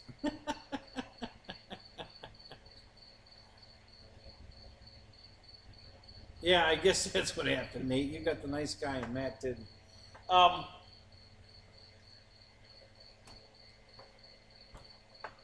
the programmer for the Aura is so simple to use. Um, you might try reprogramming it, because they ruined, you know, my QQ. They ruined. You know, I bought a brand new QQ, and it was the program they had put in it sucked, and I knew that coming into it, because two guys at the field, I flew theirs, and I'm like, what is wrong with this damn airplane? It flies like shit. You know, it just wasn't flying right. So when I got mine and it wasn't flying right, I was like, you know, okay, we got to fix this. This is crap. So I went into the system, and they had a new Gen 2 is what they had loaded in my plane. So I reverted back to the old original QQ program, which required, it asks you when you try to do that, you know, you're going back to blah, blah, blah. Are you sure you want to do that? I said, yeah. And it did it. And it wasn't a big deal. It would just let you know you're kind of going backwards, I guess. Yeah, I want to go backwards because the new program sucks. So I did that, took it out the field. Oh my God, it flew perfect. I was like, oh my God. So I reprogrammed the other two guys' planes too, because you know they weren't happy with it either. They were like, yeah, there's something wrong with this airplane. It's not right. So I don't know how they screwed that up. I don't know who's flying the new version of that software that thinks it flies good that way, but it was crap. So you may want to either go back to an old version of the cap or just put the old QQ program in the cap because it'll work fine. But other than that, the programmers, it's old DOS. It's like 1K of, not a meg, a K of memory. It's a tiny little, you know, DOS program that runs, and it flashes it like that. I mean, you hit the button, and as soon as you hit the button, it says done. You know, it's perfect, and it's a pick list. You just go in there and you pick what you want. You set it up the way you want it. You hit send, and it's done.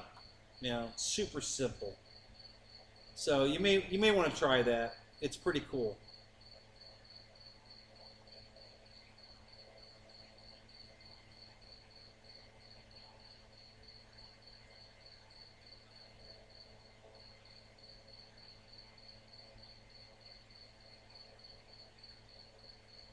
Yeah, yeah, that's true. Yeah, it's gonna. Um, if you like you said, if you've got the gyro on, it tries to fight to keep it. It keeps it level until it can't fly anymore. Then it just falls on the ground because it can't fly. You got it so damn slow, and it's holding on to it until it just can't anymore, and then the plane just goes, and that's it. So,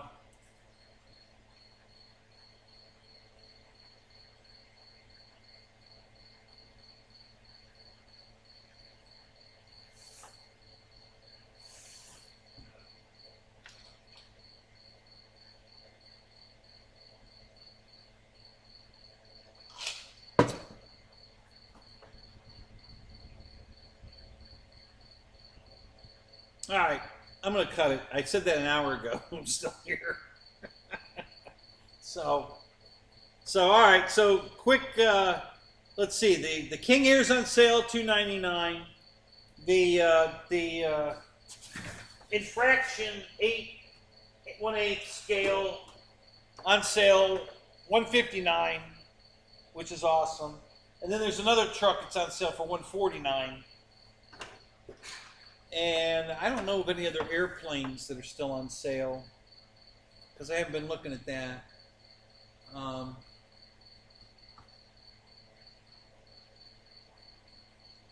Is your QQ new, Ronnie? How old is it?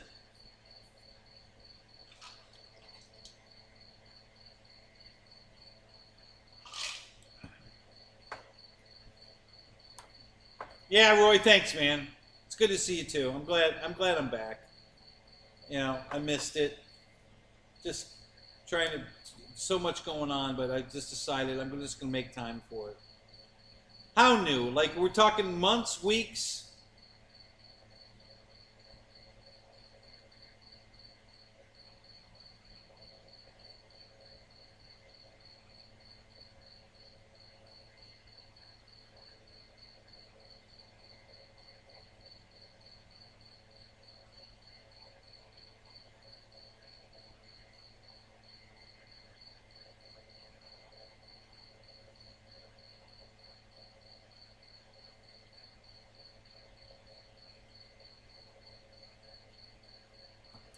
in the world is my laptop doing?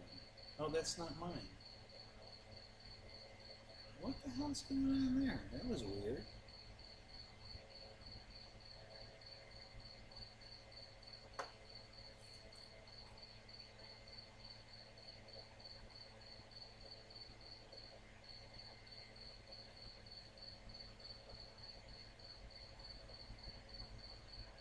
Yeah, Victor, I'm signing off right now. We're wrapping it up. Christmas. Okay, so mine's well over a year ago. So they honestly, Ronnie, they probably fixed it. When they let those bunch get out a year ago, with that bad programming in it, I'm sure they fixed it because they were probably getting a lot of complaints. The planes were flying crappy.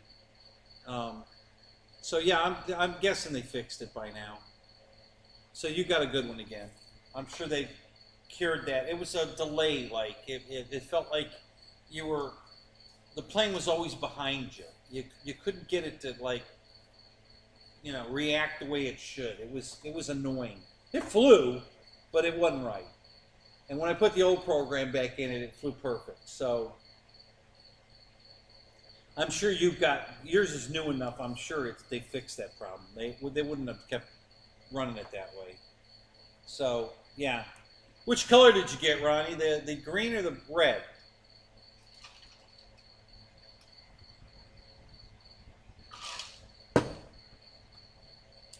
And did you get a night one or not?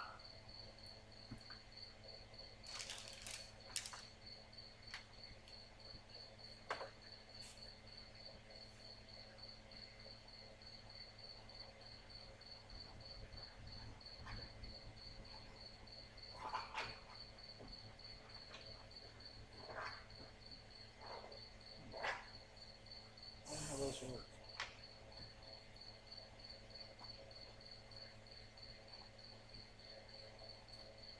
All right, so is this thing frozen? No, I'm moving.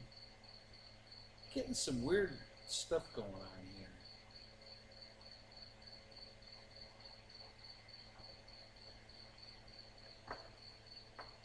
The keyboard kept flickering on and off, and then I had a blue circle clicking on and off. I wasn't doing that. I'm like, what the hell's it doing?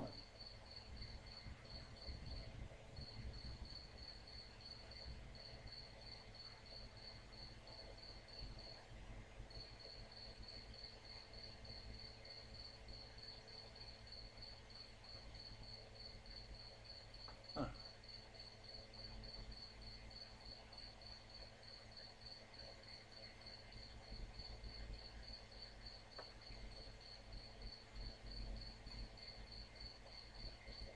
Well, that went right on.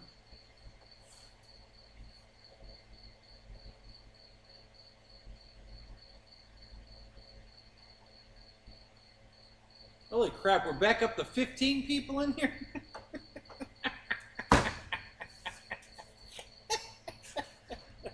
Oh, you guys kill me.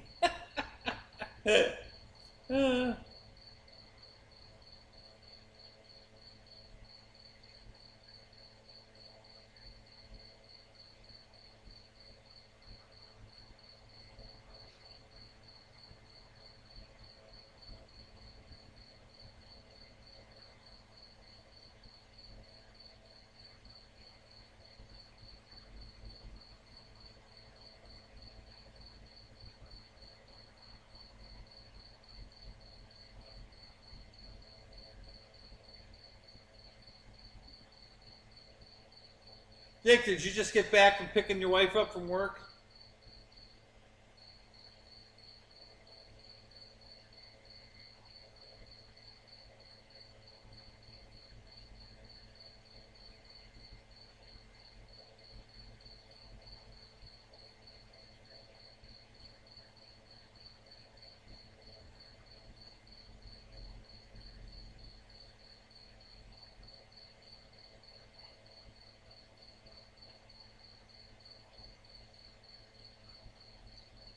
Nobody's talking to me. Hello?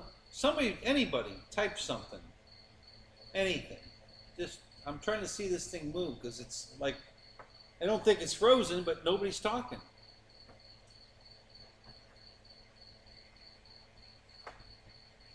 Am I talking? Yeah, I'm still talking. I know you can hear me. All right.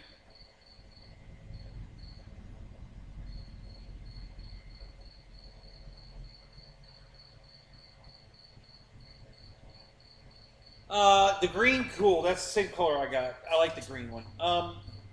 Like you would give it a command, and then there would be like a lag.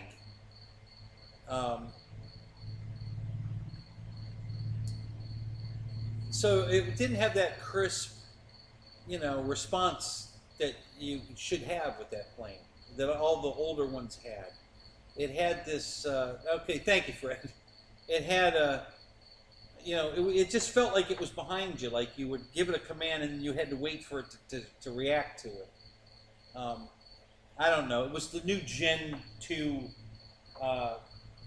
program. I was in my plane, and I reverted it back to the old program, and it worked fine. So I'm sure they've fixed it since then. It's well over a year ago I bought my plane. So yeah, I'm sure they fixed it. So yours is probably fine, I'm sure. It wasn't unflyable. It just didn't feel right. Everybody that flew it said the same, because they've all flown. These guys have multiple QQs. If there's one airplane that's plentiful out of my field, is QQs. Everybody has a QQ out of my field. So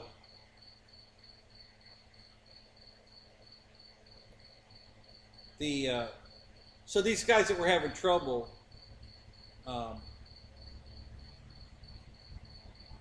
had more than one. They had multiple QQs. No expo. No, just yeah, I don't have the expo or anything set up on mine. No dual rates, no expo, none of that. Yeah, it was just a weird feeling, and reprogramming fixed it. So,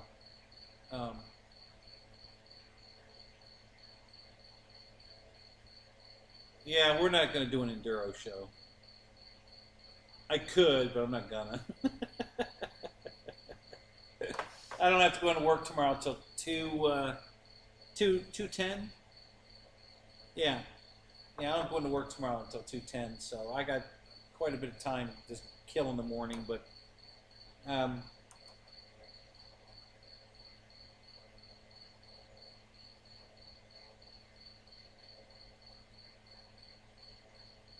I just have I got things I want to do. I gotta go. Actually, I'm gonna go get some lab work done tomorrow at the doctor's office. So I gotta blow out of here for that. So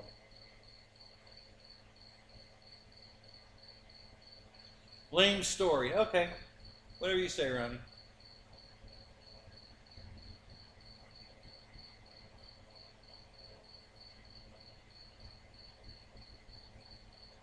That's doing all right, Juno. We're, I enjoy driving the bus. I just,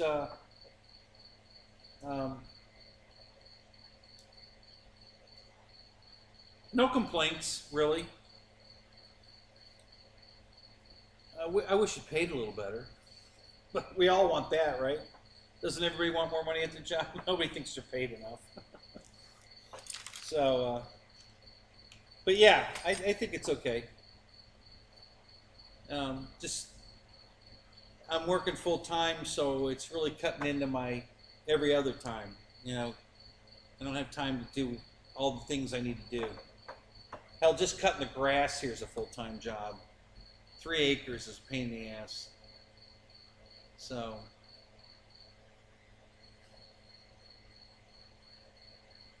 but anyway, yeah, job's good. They like me. They're happy with me.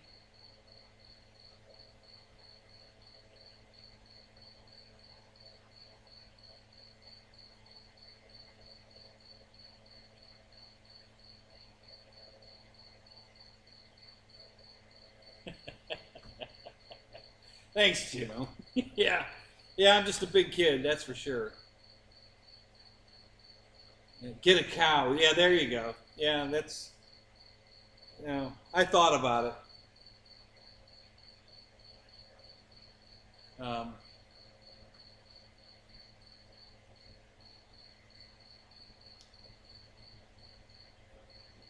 the smell of the cow manure might be a problem. You know, I've been there, done that.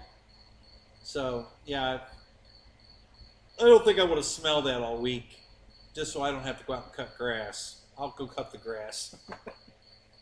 I got a nice mower now. It cuts it pretty fast, so it's not too bad. So, but yeah,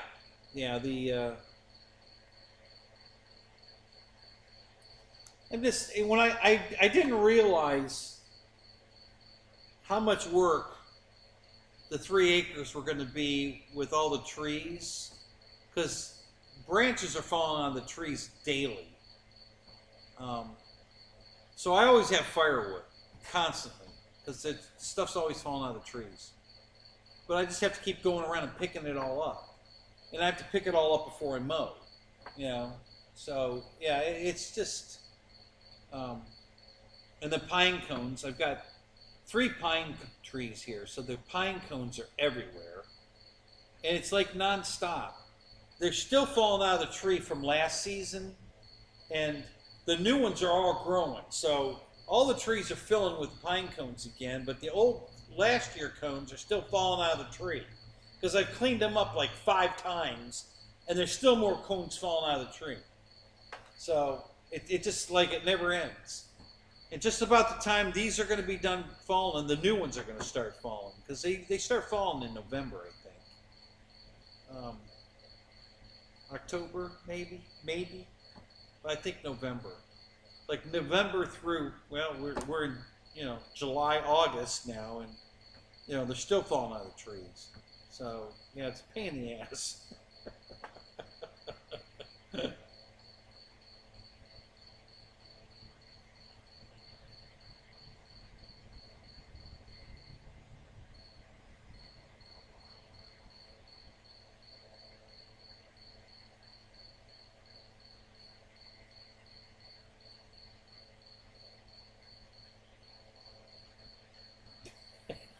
Thanks, Gino. And thanks, Fred. You still here? My show's the shits, huh?